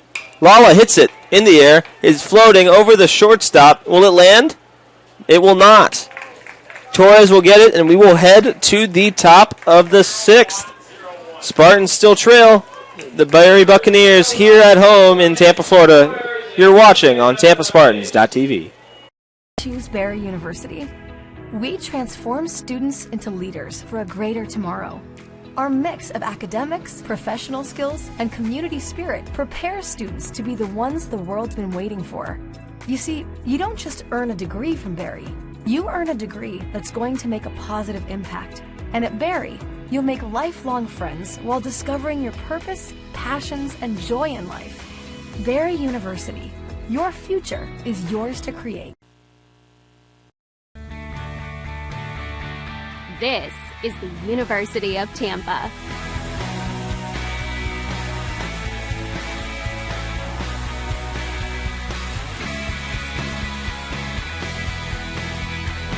Explore your dreams.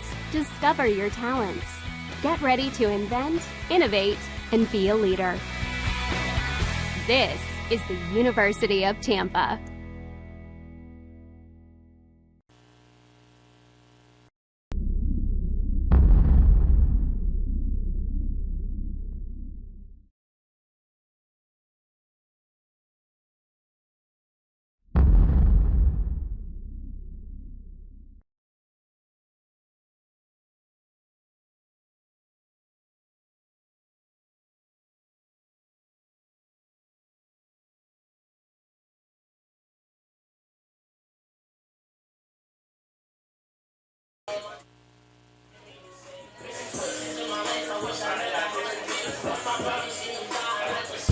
Welcome back. We're here for the top of the sixth. Tampa down by 1. We'll see what happens. Herb back on the mound. Believe it or not one of his best days, but really for a pitcher, not a bad day pitching. 5 innings pitched, 6 hits given up, 2 runs, 2 earned, 1 walk, 5 strikeouts, given up 2 doubles. First pitch to Noriega. Noriega is responsible for 2 of those 6 hits, both of them being doubles. So really, without Noriega in the batting order, Herb's been having a really nice day and really not had a bad day. But like I said, just hasn't had much offensive help. So all I can really do is keep shoving. Doing a good job pitching the ball here today. Moon is out.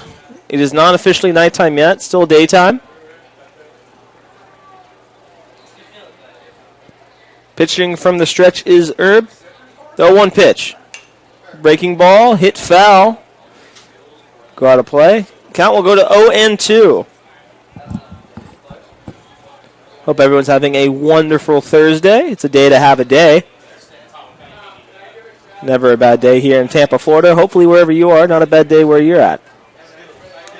Good off-speed pitch, hitting 2 face masks. I believe hit the catcher, then the umpire, but everyone seems to be okay. Count will stay at 0-2.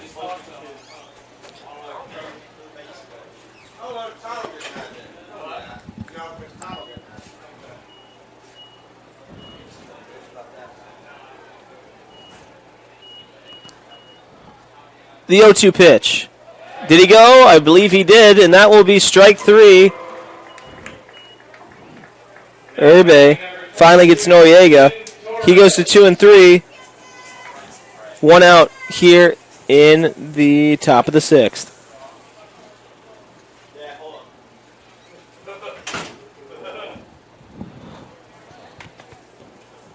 Up to bat for Barry will be Torres. 0 for 2 on the day. Last at bat, struck out in the 4th. First pitch to him. Hits it deep. Center field. Going back at the track. At the wall. Great catch there by Lala over in Lala Land right before it hit the wall. That will be the 2nd out here in the top of the 6th. Making a very hard play look very easy. Here's Lala out there in center. Was ranging back. Thought he may have to rob it, but put his shoulder into the wall. That's why we have a warning track, ladies and gentlemen, for those who don't watch baseball. So the outfielder can tell where the wall is and make the catch. First pitch.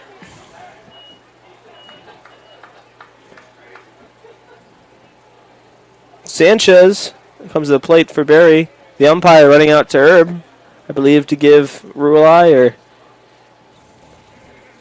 Sanchez a second, a breather. Not exactly sure, but all we can do is assume. 0-1 count. Herb looking in. The pitch from Herb. Sanchez fouling it off right. Heads up over there in the dorm rooms. You may have a baseball coming through your window. 0-2 count. 2 outs here in the top of the 6th. Spartans down by 1. Barry looking to make the lead just a bit more. We'll find out what happens after this next pitch. The 0-2 pitch from Herb. Fouled off. No netting. I would have caught that. But there is, and we'll just redo it again. 0-2 count.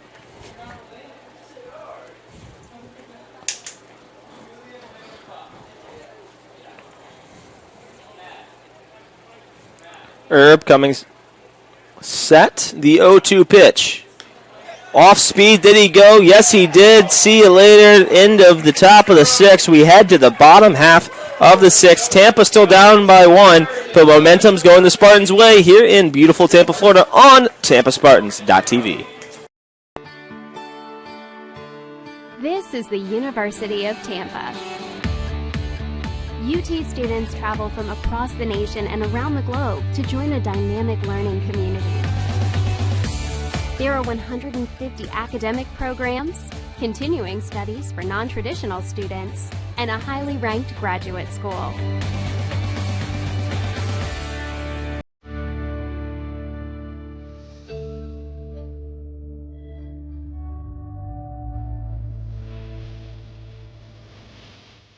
Academic opportunities are extensive and rigorous, but this mid-sized residential campus retains a welcoming feel.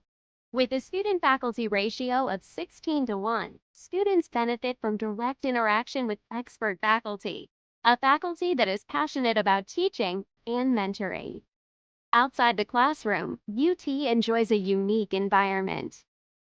Plant Hall, a National Historic Landmark, is surrounded by modern and historic buildings on 105 acres. UT's beautiful downtown riverfront setting offers a gateway to the heart of a vibrant city. Students are within walking distance of jobs and internships, and the recreational opportunities are endless, both off-campus and on campus. Students live in upscale residence halls and enjoy diverse activities, including performing arts, guest lectures, nearly 200 clubs and organizations, and a nationally ranked NCAA division. Welcome back, ladies and gentlemen, to the bottom of the sixth. Tampa down by 1, and really the man of today's game for the Spartans up to the plate, Mr. Earhart, the shortstop today, but catcher yesterday, and then the day after that was probably the third baseman. So really doing it all here for the Spartans, looking to make another game-changing swing. Already hit 1 home run in today's game, the only run Tampa has on the board. So Drew, the graduate's here, graduate senior, so 5th year, put in some work with another swing, and out at first. So 1 out here in the bottom of the 6th. Not really doing my job yet, but who knows? E.J. Cumbo's been hitting the ball hard all year. As we hear the train going through, I don't know if you maybe could get one in the, I don't know if you can see it per se, but there is a train coming through. We got about every setting there is to go. Yep. Let's see if we can show you as it goes through. Well, as the train goes through, let's see if E.J. Cumbo can get a base hit. Cumbo with a big swing. The conductor saying, hey, how's it going? That's that same train that woke me up at 5 a.m. every morning, my junior year. Lived in an apartment right by it. It would come by early in the morning. Perez from the windup, 0-1 count. The pitch. Cumbo with another big swing. You got to wonder if he sees the scoreboard, wondering if he could be that next run.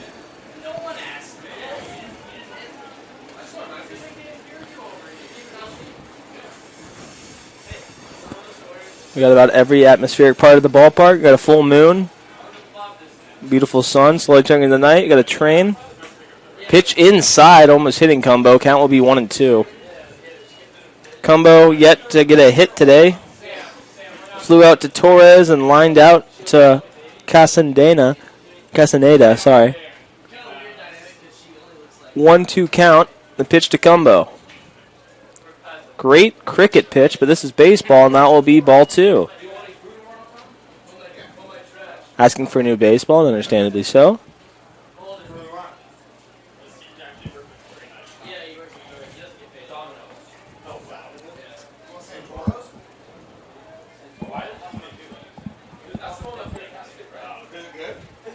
The pitch from Perez. Almost hitting combo again. Count is run full.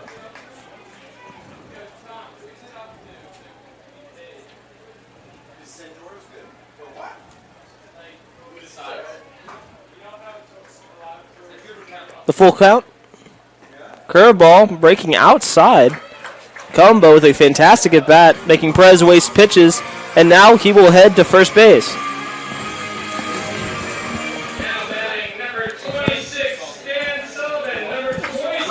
Next up to bat, the man who could break this game wide open, or at least change the way things have gone. Number 26, Dan Sullivan.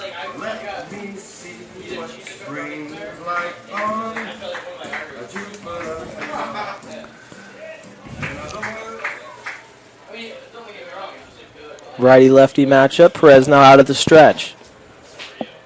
The pitch. Dan Sullivan gets it just over the outstretched glove there of Abreu. Runners on first and second now with one out here in the bottom of the sixth. Next up to bat for the University of Tampa Spartans, one of the best number zeros in Division II baseball, Jamarcus Lyons.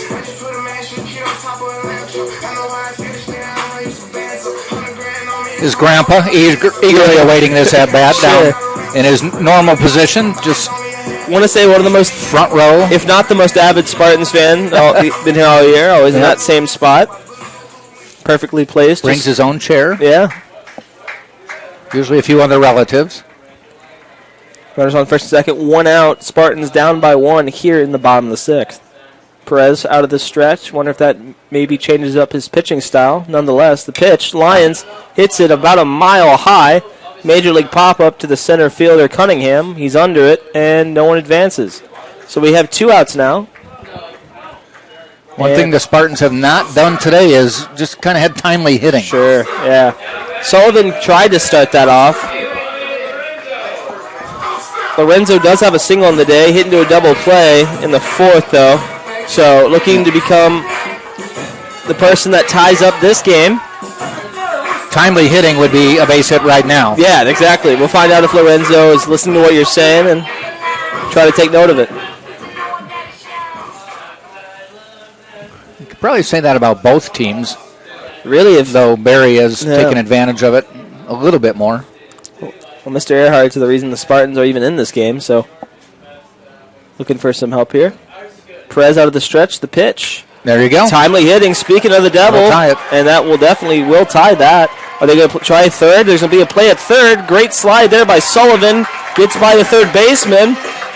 And looks like we tied up the ball game, folks, with a Lorenzo single. Sullivan advances to third, and Combo scores. Tie ball game here in Tampa. So there you go. Finally, three singles, two back-to-back, then a pop-up, then another single. So you know what? They finally bunched it right. The only thing I haven't seen all day is free pizza. So I'm hoping, that could come up. Maybe we'll just speak it into existence. Who knows? Don't know if we'll have doubleheader pizza tomorrow. Usually do, but. So you're going to be here just in time to get pizza. Yes. It sounds perfectly planned. College kid never misses a free meal. That's a promise. Well, no one's warming up in the bullpen, so it makes me think unless a fielder's taking over pitching, I think it's just a, hey, what are we doing situation. Glancy had a great at-bat. He has two singles today, but in the second at-bat, started off 0-2, they made it full, then hit a couple foul, and then got a base hit. So Glancy's having a nice night at the plate. Fantastic work by our PA team.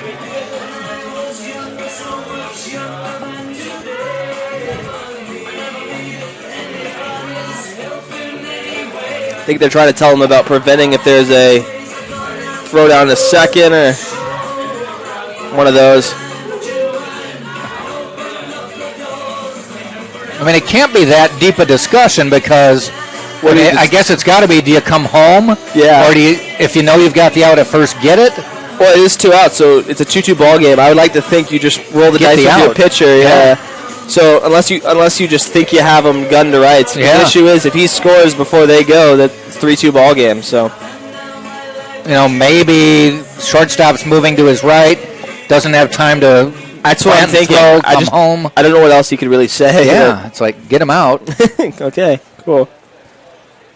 because you get it in the outfield, he's going to score. Maybe it's a confidence talk. I don't know. Right. I can't imagine much strategy must be played. Good hitter at the plate, though. Clancy really has come in and done damage.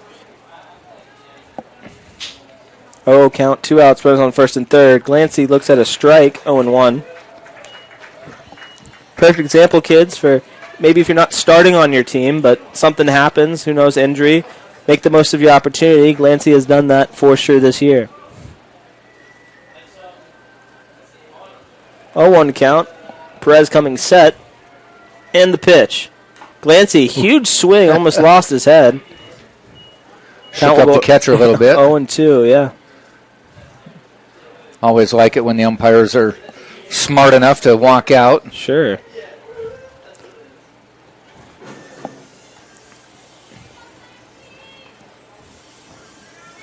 We dust off the plate here a little bit. Gotta do that, yeah. Get the shop vac out maybe if you want to kill more time.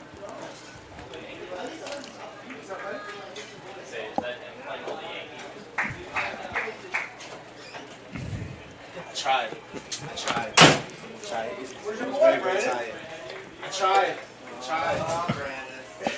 0-2 count, 2 outs, runners on first and third.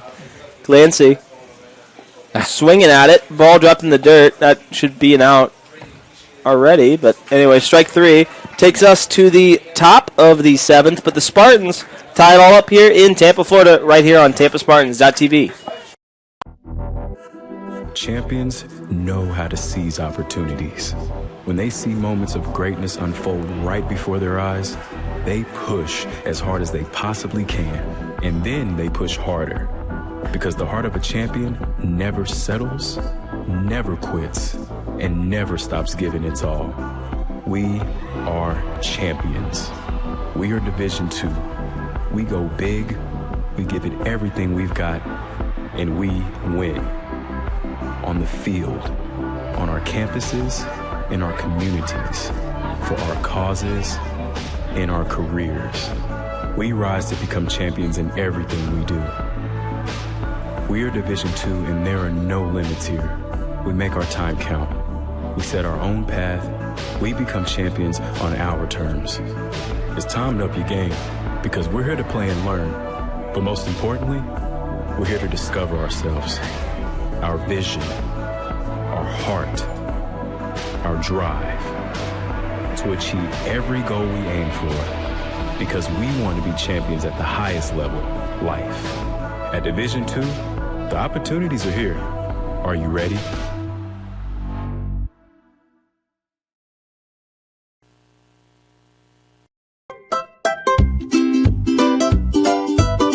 What do you get when you take your favorite food and stuff it inside a pocket of homemade dough? Cooked perfectly until golden brown. It's a mouth-watering empanada from Mr. Empanada. No one makes a better empanada. Take Ted Webb's word for it. Almost as good as my mom used to make. Check out our website for a location near you, MrEmpanada.com. Welcome back to a tied-up ball game here in the top of the 7th. Back on the mic with us. All right. Braden Nelson, though, is coming into pitch. So what happened in that inning by tying it up is Hayden Erb is off the hook for the loss. He'll get a no decision for the game. So Hayden Erb will stay at 8-0 on the season. And Braden Nelson coming in. This will be his 15th appearance of the season. Has 3 wins, 1 loss. 7 saves, though. That's his predominant role on this team.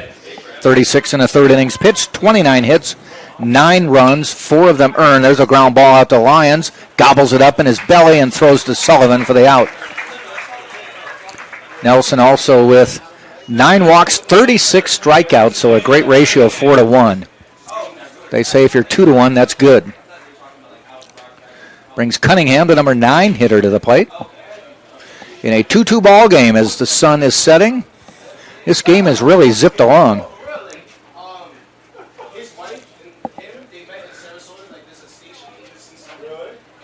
Which means now that I said this, the final 3 innings will take forever. First pitch to Cunningham is a strike. Spartans have actually out-hit Berry now 7-6, tied up 2-2 on the scoreboard.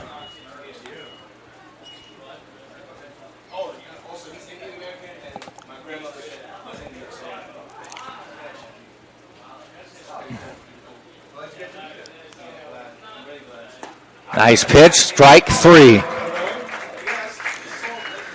2 quick outs by Braden Nelson. Top of the order, Brandon Abreu, 1 for 2 so far today. Singled in the third and scored. Reached by a hit by pitch back in the 5th.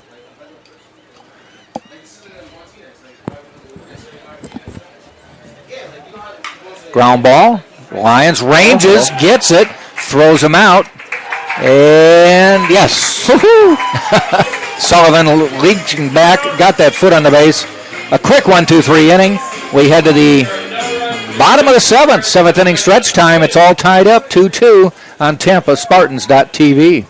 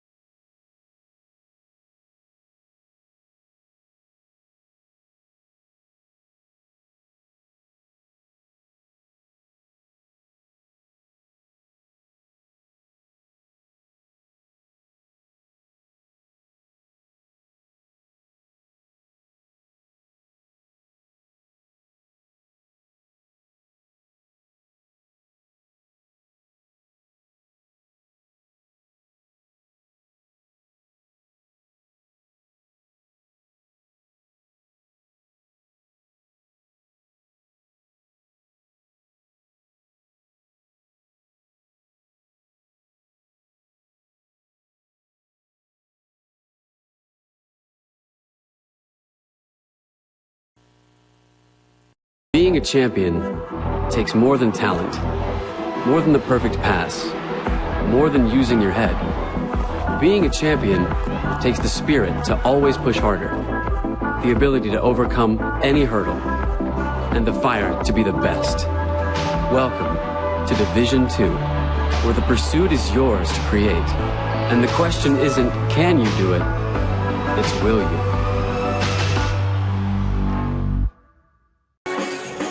Bottom of the 7th, 2-2 game. Spartans with a chance to take the lead in this ball game will be Anthony Nunez to the plate. A base hit, and then a foul out.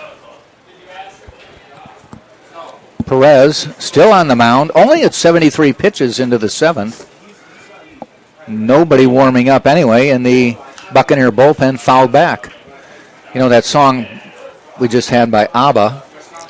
You know, ABBA is I know ABBA. ABBA is a my mom loves ABBA. ABBA is a palindrome. Okay. I don't know what a palindrome. I wasn't good at music. I played the drums. That has nothing to do with music. Then I don't know. A palindrome is a word that is spelled the same backwards. Oh, what am I thinking of? I thought you were saying something else. Okay.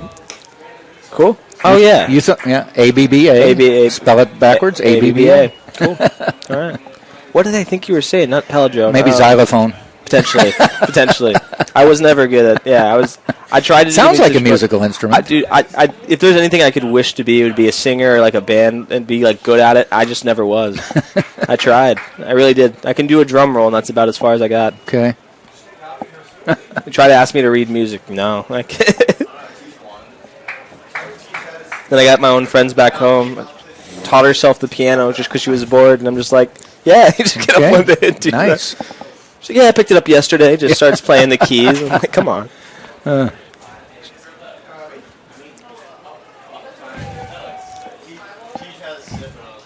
One ball, 2 strikes.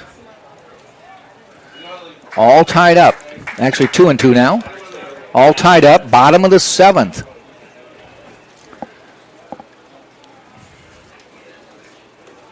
Ooh. Spartans went down in this game 2-0 after 2.5. Picked up a run in the bottom of the third, and then picked up a run last inning in the sixth. I bet you if they win this game, tomorrow is going to be an onslaught of offense. Mm-hmm. That's my prediction on that. Good at bat there by Nunes. And there's a walk. Not going to mention what happens with leadoff walks. Forbidden from saying it anymore. Sure.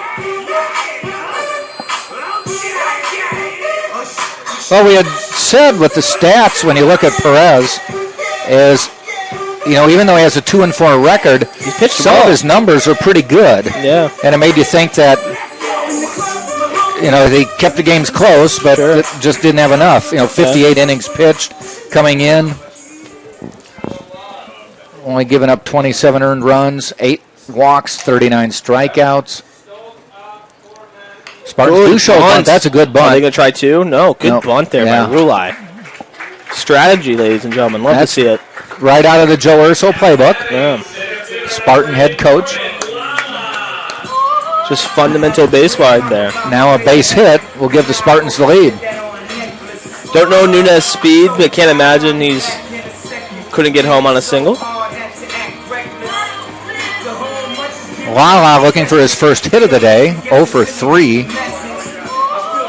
Hit the ball every time, but one was deep. Last one was warning track power.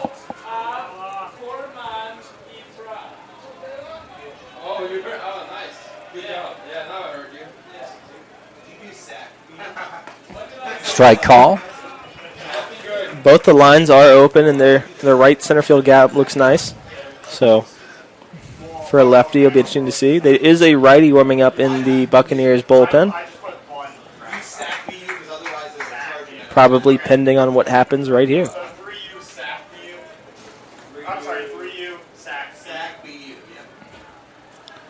Foul back.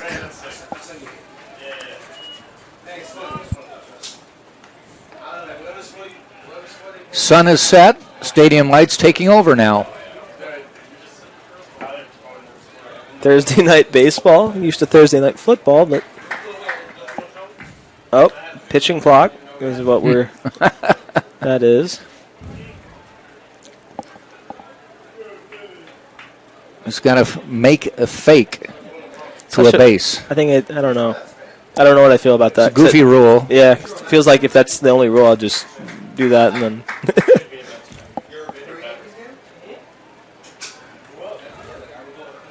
0-2 to Lala. And caught. Oh, double I think play. he's back. They called him safe. Back. Yes. Okay, the coach is going to come out here and have a talk. Yeah. It was I don't know. They called him safe. We'll go with that. It looked like it was a bang-bang play. So. He was making the umpire was making the signal before the ball was there. Sure. I'm assuming they're not going to be discussing dinner plans, so let's find out what's happening. There is no review or mic'd up umpire, so. I mean, there aren't too many ways you can discuss this. He's going to say, I called him safe. I think what the coach is going to more say is that he called it, well, you can't overturn it. I don't know how you could do that. My thing is he made the call before, as it was happening. Yeah. So it was like, I get his frustration as a coach, but. Good play by the second baseman, though, Abreu, to get the line drive, the sinking liner. Is that 1 or 2 outs? I feel like that's 1 out, right? Is that 1 or 2 outs? That should be the first out. Yeah. All right. Is he safe on?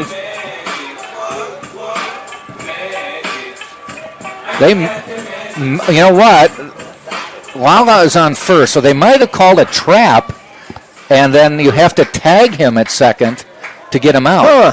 It wasn't a. I thought he caught that. I thought he caught it, but Lala's there, so it was they called it a trap, so they would have had to tag the runner. I just thought he caught it, so I thought they were arguing on the play at second, but which he might have been saying, "Why is that guy safe?" And he's like, "Because he trapped the ball and got back to the base." Well, good call by the umpire. I'm just confused what was going on. Drew Earhart to the plate. They didn't argue that it was a trap. I thought they were arguing or discussing that they had got him at second. Same. Which they may very well have. But it doesn't matter if it was a trap. But you had to tag him. No. So they didn't seem livid or upset that it was a trap. Well, he trapped it well because that played it off very well. Yeah. So now, good curveball. Runners on first and second, one out.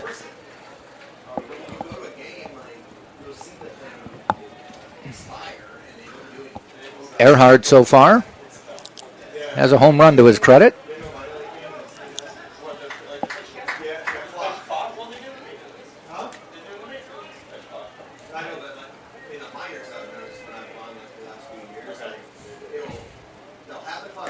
Good pitch. Looked good. Strike call. 1 ball, 2 strikes.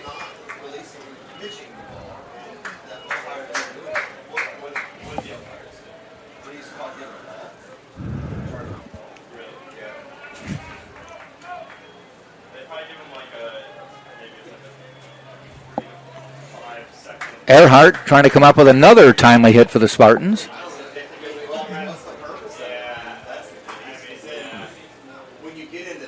Ground ball. That's going to be slow roller. They'll get one. The relay. Oh, they got both. Got them both. Wow. Yeah. They turn it with a 6-3. That was a phenomenal Spartans play. do not score, so we've played 7 full. And it is still all knotted up at 2 right here on TampaSpartans.tv. I pledge. I am an NCAA student athlete. And I pledge to be a champion of unity on my team, on my campus, and in my community. I pledge to embrace differences and strive for inclusion and collaboration. I pledge to stand against racism, hate, and discrimination. I pledge to strive for love, care, and forgiveness. I pledge to stand against silence, deceit, and obscurity. I pledge to strive for dialogue, truth, and understanding. I pledge to stand against fear and doubt. I pledge to strive for trust and belief in one another. I pledge to stand against complacency and stagnancy. I pledge to strive for change and growth. I commit to supporting my fellow student athletes in all circumstances that impact them.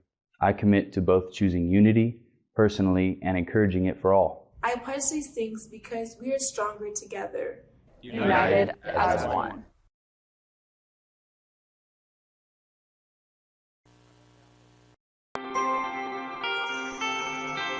It's not about any one thing. It's about how everything comes together, how it all connects. People, ideas, resources, community, everything. Quality of life services. That's what we do. Sodexo.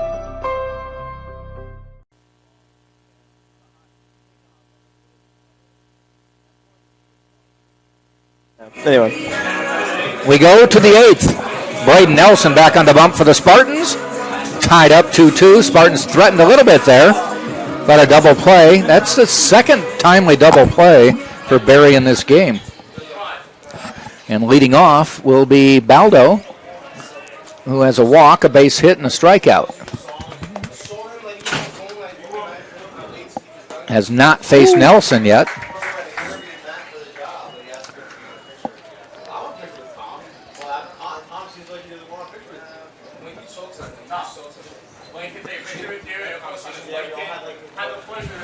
Fouled back. Quickly ahead, 0-2. Castaneda, 2 for 3 on deck. One of 2 Buccaneers with 2 for 3 days going of their 6 hits.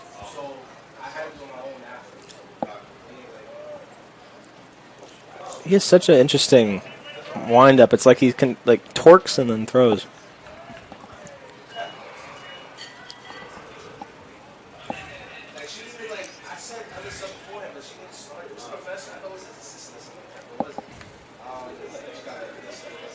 One-two pitch.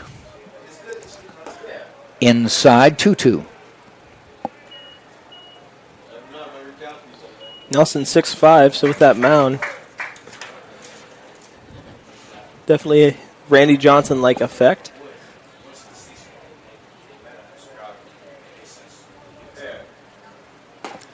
Struck him out. Caught him looking. One up, one down.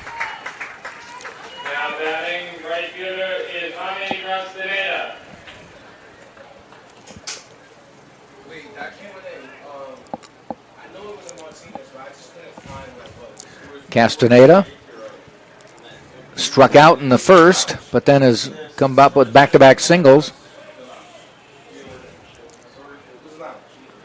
Drove in a run in the third with his base hit. Swing and a miss there.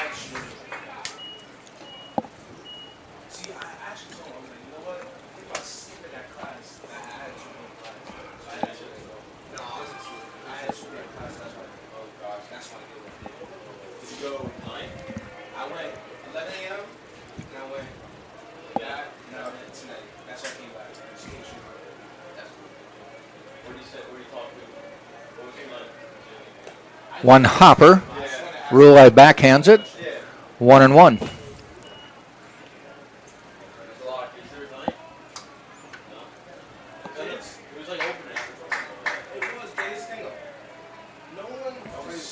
Swing and a miss. 1-2.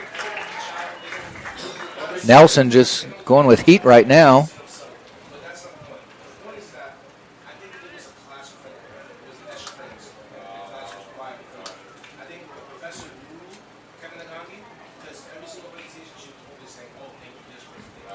One, two, ground ball. Earhart takes the good hop.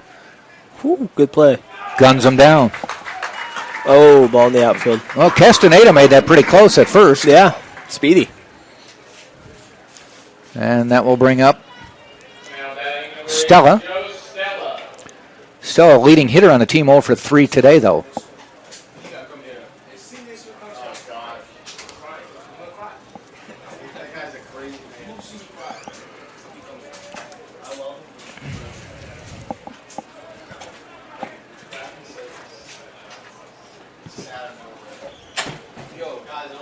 Nelson fires. Strike outside corner.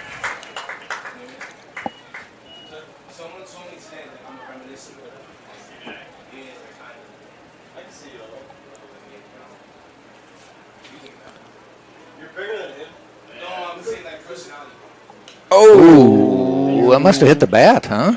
That or the glove? I think it was the glove. It just of the catcher? Yeah. They're not giving it a strike. And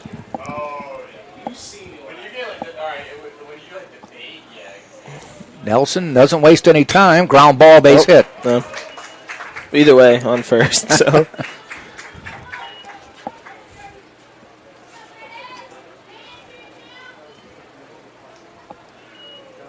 Noriega to the plate, and a couple doubles today.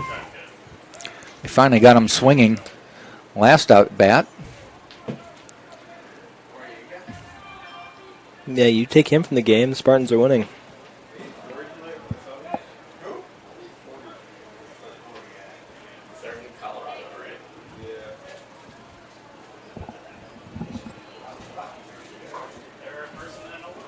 So Nelson now in the stretch with the runner on first. The pitch, a little bit low.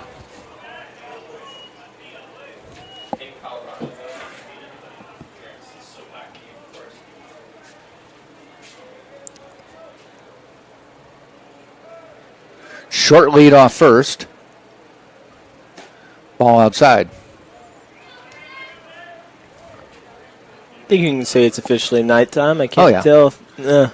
Sun sets around 7:45-ish, so we're about 20 minutes past that. 80 degrees. Been getting hotter in Tampa. Yeah. Good pitch. Big swing and a miss.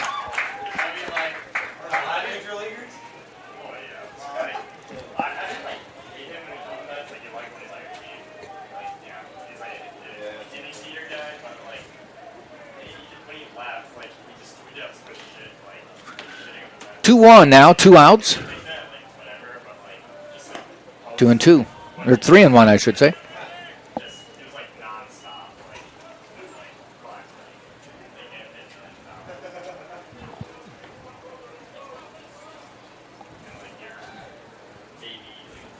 Throw to first. Oh, they got him?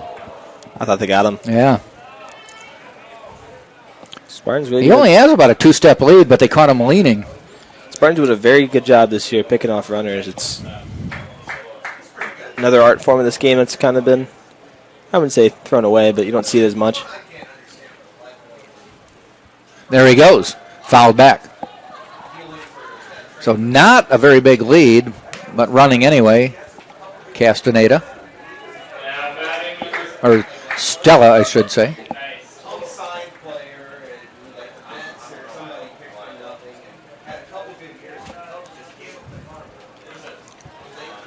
So 3-2. Stella will be running. There he goes. Doesn't matter. Strike 3. Good pitch by Nelson. So Nelson gets out of the inning. We go to the bottom of the 8th. Still 2-2. Tampa coming to bat right here on TampaSpartans.tv.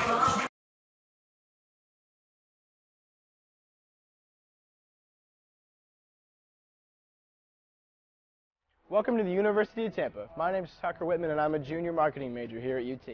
Today we're going to look at some of the highlights of our beautiful Riverside campus here in downtown Tampa. We'll start at Plan Hall.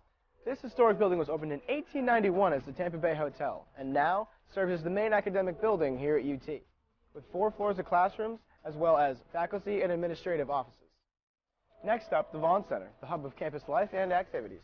This multi-purpose building includes the campus bookstore, our primary cafeteria plus an additional food court, a theater, as well as offices and meeting rooms for student organizations. The Vaughn Center is also one of UT's residence halls, providing 5 floors of student rooms. Morsani Hall is another residence hall here at UT. In addition to housing approximately 450 students, this building offers another selection of eateries as well as a small grocery store. Now let's check out the Sykes College of Business. This academic building houses classrooms and faculty offices for UT's undergrad and graduate business students. This building also has a real-time stock trading room. Right next door is the Sykes Chapel for Faith and Values. This gorgeous interfaith chapel features a large main hall complete with a massive pipe organ, as well as meditation rooms and meeting rooms. Student health care is a major priority for us here at UT. The Dickey Health and Wellness Center is accessible to all students and provides high-quality services including basic medical care, counseling, and wellness programs. On the east side of campus, you'll find the McDonald-Kelsey Library. Here, students can learn from a large collection of books, periodicals, and digital databases. They can also take advantage of our numerous study rooms and computers. The Academic Success Center is another great resource for students. This is your one-stop shop for academic advising, coaching, and tutoring services. Whether you're a seasoned athlete or just want to shoot some hoops, the athletic facilities here at UT are hard to beat. The Bob Martinez Athletic Center includes a large gymnasium, a weight room, and training facilities. In addition, the campus features an aquatic center open year-round, 6 tennis courts, baseball and softball fields, a 1,500-seat stadium, as well as a lacrosse field and intramural complex. Need a break from studying? Head to Falk Theater and catch a play. This 1,000-seat historic theater serves as a home for all major performances made by UT's Department of Speech, Theater and Dance, as well as special guests. This is one of UT's newest facilities, the Innovation and Collaboration. Bottom of the 8th we go, all tied up. Spartans looking to take the lead for the first time today. Pitching change as Perez is done. He pitched very well today. Jake Fishman on the mound. He is a right-hander, a sophomore from Boca Raton, and went to Spanish River High School. First batter he will face is E.J. Cumbo. 3-4-5 up for the Spartans. Yep, it gets the heart of the order. Fishman on the year, 2.91 ERA.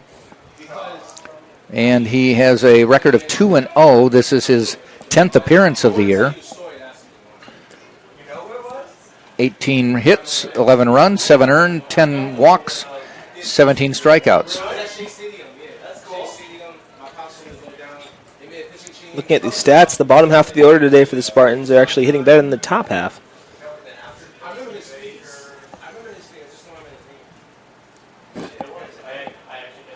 Ooh, a little bit high.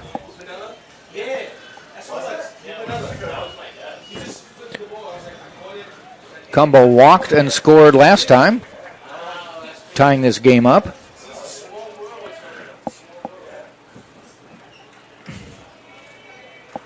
One-two pitch. Ground ball and fielded The throw, got him. Nice play at first. That was a tough play. It's too Good much play by Abreu. Yeah. Going to his left, fielded it, pivoted, threw it to Noriega for the out. It was an even better job by Noriega to get back to the bag. It's a tough adjustment.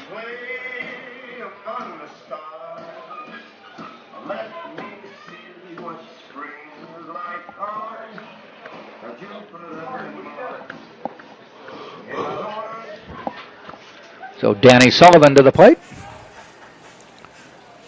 Oh, did that hit him? Wrist? Oh. Hand, yeah. They're saying it's a foul ball that it hit the end of the bat. Oh. So he was selling it like a charge?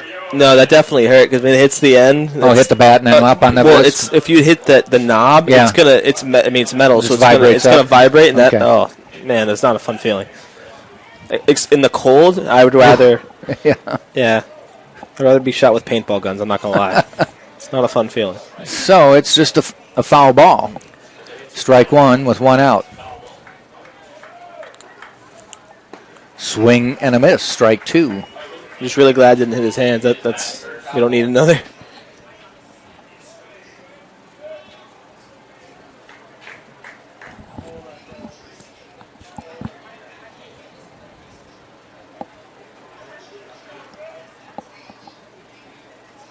Oh, a little bit high. No, they appeal it. Didn't go. Didn't get it. 1 ball, 2 strikes. Good back control there by Sullivan.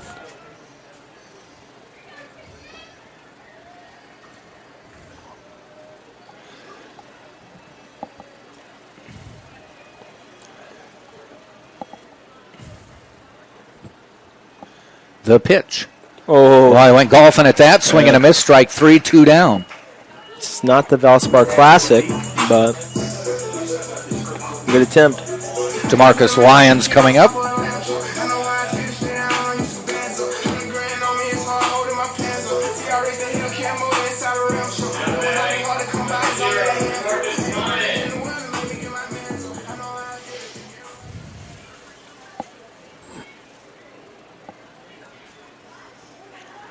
Lions, big swing and a miss. Both starting pitchers are out. Neither one's going to get a decision in this game. Both pitched pretty well. Yeah.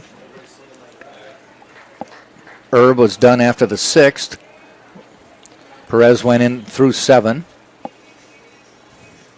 Ground ball. It's going to be tough from that depth, but he does. Oh, he just guns it over. Wow. Vasquez, big arm at short.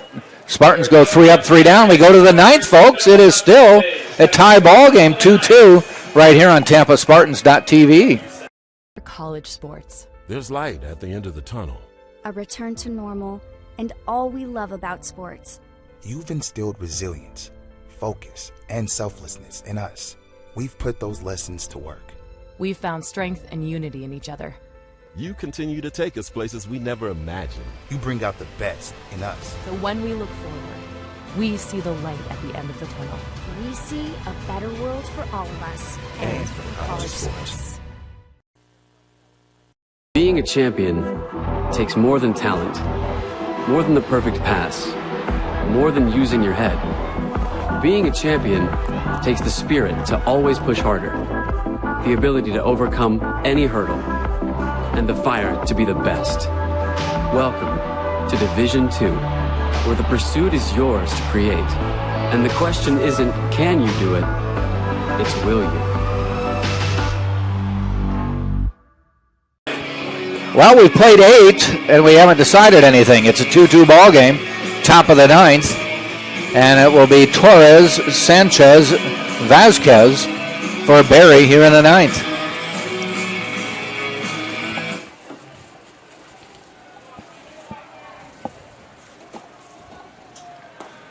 Nice curveball by Nelson. Tampa 14-1 in conference this year, 30-5 on the season. Barry is 6-12 in conference, giving the Spartans all they can handle tonight. Tip foul, 0-2. Talk about getting hot at the right time. I guarantee if the Spartans win in any fashion, this could be an igniter. That they'll roll tomorrow? Yeah. Well, hopefully carry it on. See if Nelson wants to waste an 0-2 or just go straight for the strikeout. Throws a strike. Long high pop to Sullivan. Steps on the base, 1 out. Good fundamental defense there by Sullivan, just to wait for it. Tag at the bag. Sanchez to the plate now. One of the only 2 freshmen in this Buccaneers lineup.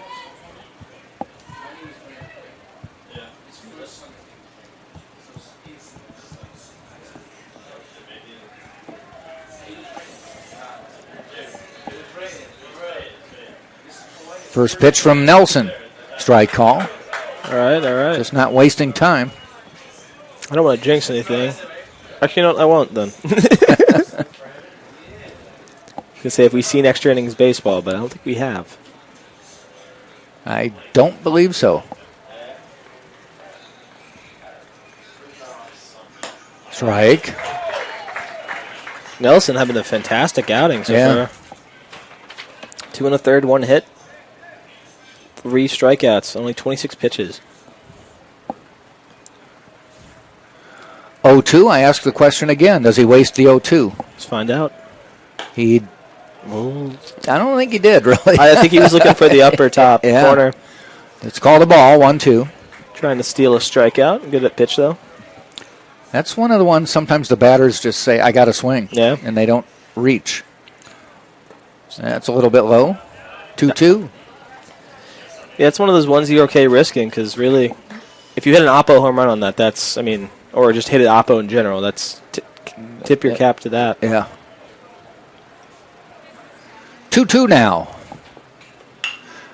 Shot up the middle. Drew Earhart right there.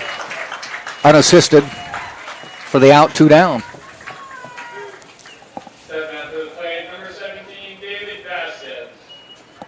Vasquez to the plate.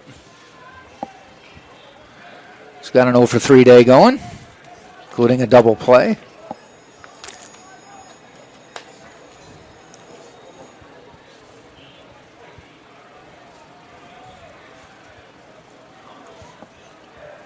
First pitch. Ground ball, couple hops to Earhart, fields it smoothly, throws. We'll go to the bottom of the 9th, folks. All right. All tied up, 2-2. My partner has said it's going to be a walk-off 9th inning. Well, he didn't say 9th inning necessarily, just walk-off, but a walk-off victory for Tampa. We'll see what happens. Stay with us right here on TampaSpartans.tv.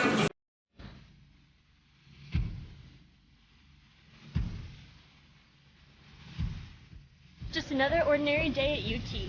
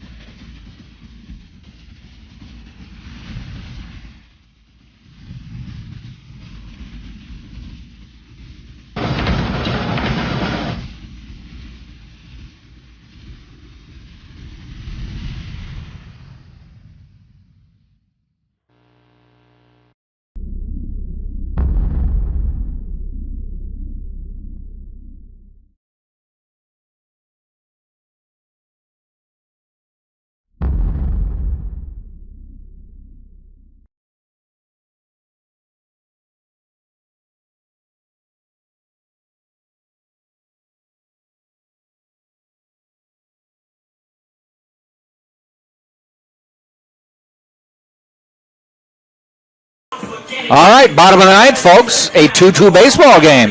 Spartans will send up Lorenzo, Glancy, Nunez against Fishman. A run wins it. That is hit out into right center, but making the catch is Castaneda. I would take that back. Cunningham on the run. We'll bring up Luke Glancy. Spartans have ripped some pretty deep today, but they've all been caught other than Drews. Yeah. If it stayed in the park, they've caught them. Yeah. They have not hit the alleys. Glancy. Check swing, but it's a called strike anyway. A full moon night in Tampa. You'll have to take our word for it. True. Glancy fouls that one back.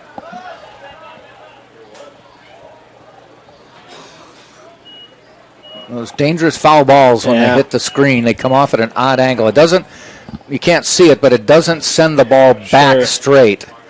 The netting behind the plate kind of angles and it sends it into the stands. Most of the fans have learned to have heads up. 0-2 to Glancy. That one is hit. Is it deep enough? It's going back. Think it's going to stay in the park? It does. Another warning track out.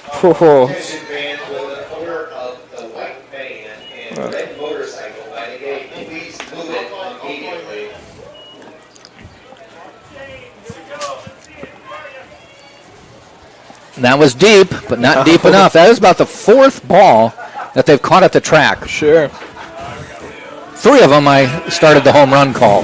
No, I mean, I'm not going to, like... Anthony Nunez to the plate now. That means they're seeing something, so we're either going to see a walk-off or we're going to see extra innings baseball. Either I'm okay for. Strike.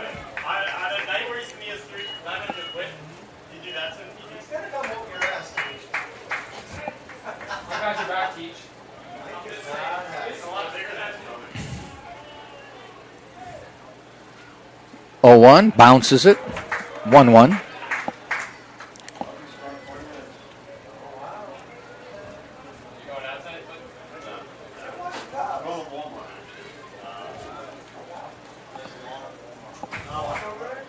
Who wants to be a hero? Let's find out. The pitch. Strike. I do, but it's not here. I left it in New York. I'm thinking about taking it. I might like ship it down next semester. Is that next year? 1-2 pitch with 2 outs. Outside, 2-2.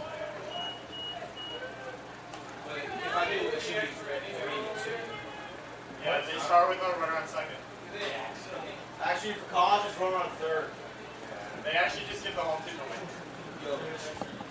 away. And the pitch by Fishman. Fouled back. Right, we need to check. I don't know if we can ask Tom Colby. Do they do anything in college ball, extra innings? The runner on second? Hate that rule. Yep, I do too. Thank you, Daniel.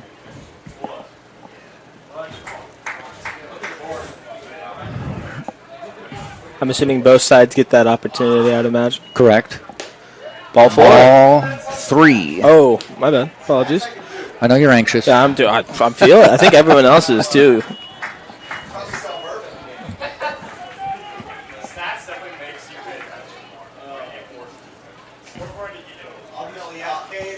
Three 2 pitch. Looked good. Walked him, though. Ball 4. All right. Brings Josh Rulai to the plate.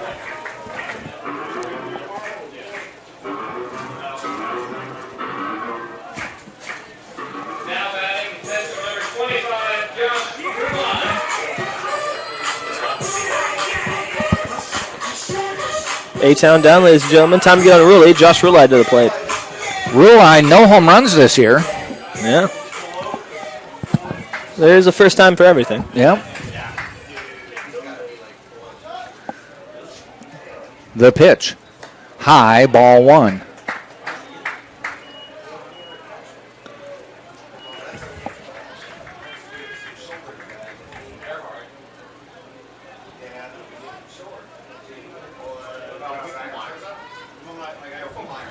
One 0 pitch.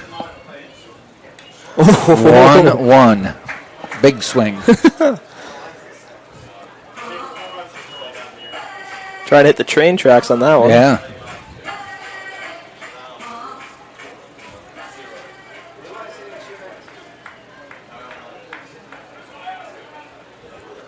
1-1 from Fishman. High again, ball 2. The pitching. Baldo calls timeout, and pitching coach coming out to talk. 2 of the last 3 pitches by Fishman were high and inside, almost like he didn't have a good grip on the ball. Trust me, it's good. Honestly, I'm trying to think of as a pitcher if I'd be more anxious if a coach came to talk to me. They also are warming up a lefty in their bullpen, so maybe there's something there. I don't know. Just confidence level. I'm wondering if it would just be easier just to get through with it. Rip the Band-Aid off, as some may say.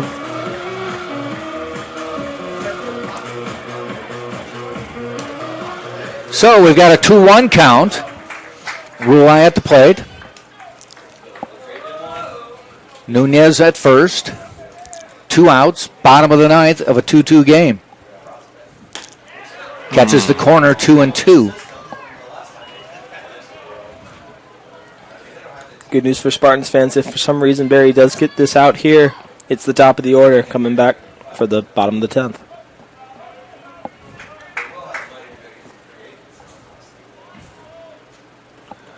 Off speed, full count. It's a very tough eye with on first, full count. That will get Nunez running.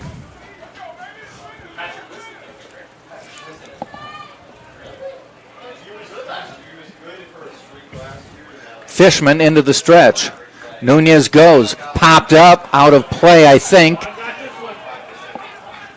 Yes. Ding dong. Don't know where the ball went. This is kind of the nervous part. That might have gone behind the press box. I heard the pole, that's for sure. So we'll do 3-2 again. Everything the same. 3-2 pitch, 1 on, 2 outs, tie game. Full moon. Bottom of the 9th. Yeah. Full moon.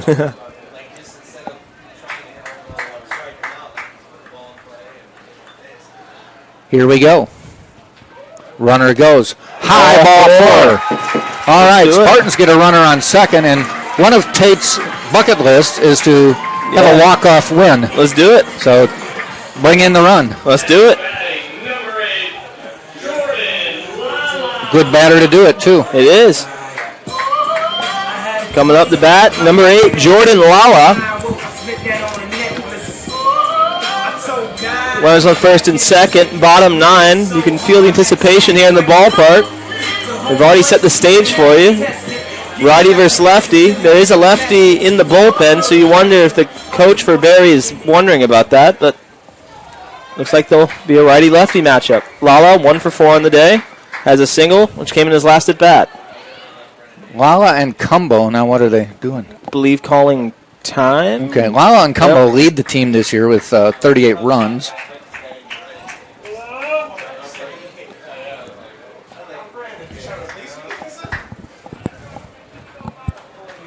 Still a discussion. Now they call a timeout and go to the mound.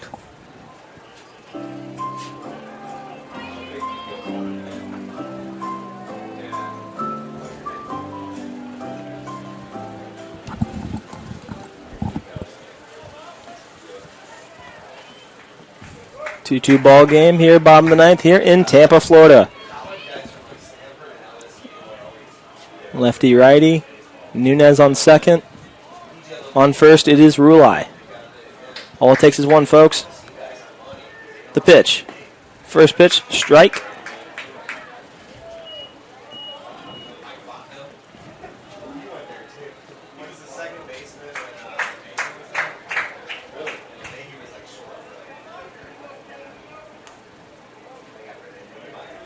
Fishman coming set.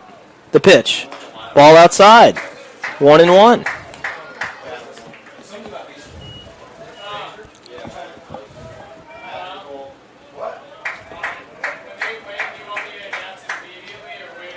Just announce the final score and then do that.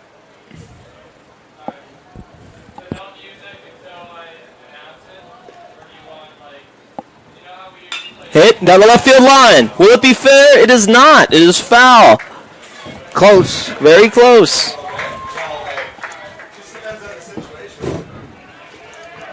Definitely would have scored if it was fair.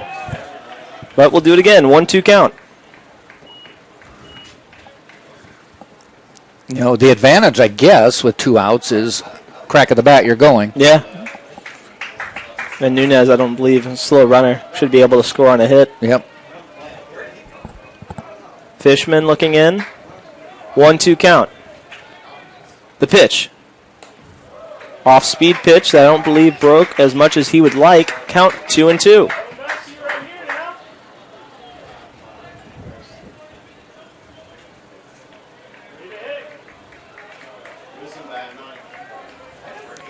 Two count. Fishman looking in. The pitch. Up the middle. There you go. Rounding third is Nunez. Play at the plate. There won't be one. Spartans win. By golly, Spartan wins. Number 900 for Mr. Urso. Time to head out to the bars, ladies and gentlemen. Happy Thirsty Thursday. Spartans win 3-2. We'll be back here tomorrow at 1. I see the fireworks.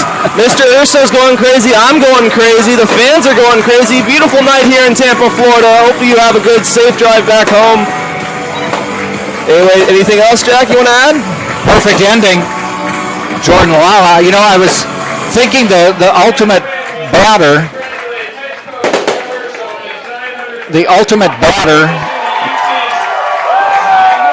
to come up and get the hit would have been Drew Earhart, who has probably been a part of 120 of these wins or more. Jordan Lala does it anyway. Yeah, he wins it. So Nelson will get the win for Tampa, and that will give him a record of 4-1, and we'll do it again tomorrow. A Gatorade bath for Coach Urso. I mean, I called it. That's all I got to say. Well, everyone get home safely, everybody. We'll be back at 1 and I believe 4:30, 4:15. They claim 4. They claim 4. It'll be 4:15, 4:30 area. Beautiful. So Joe Urso's 900th career win saves it for a home game.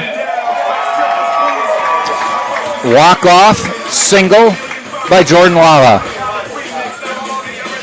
Line score, Spartans 3 runs, 9 hits, no errors. And for Barry, they played well, but 2 runs, 7 hits, 1 error. And Jordan Lala with the RBI to win the game. For Lala, it is his 39th run of the year. No, not his 23rd RBI of the season.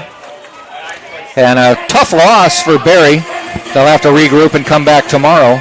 Spartans win it. Now 15-1 in conference, 31-5 on the season. So Tate will do it again tomorrow. Yeah. Doubleheader baseball right here, starting at 1. Have a good one, everybody. Thanks, everybody, for watching. You've been watching this game on TampaSpartans.tv.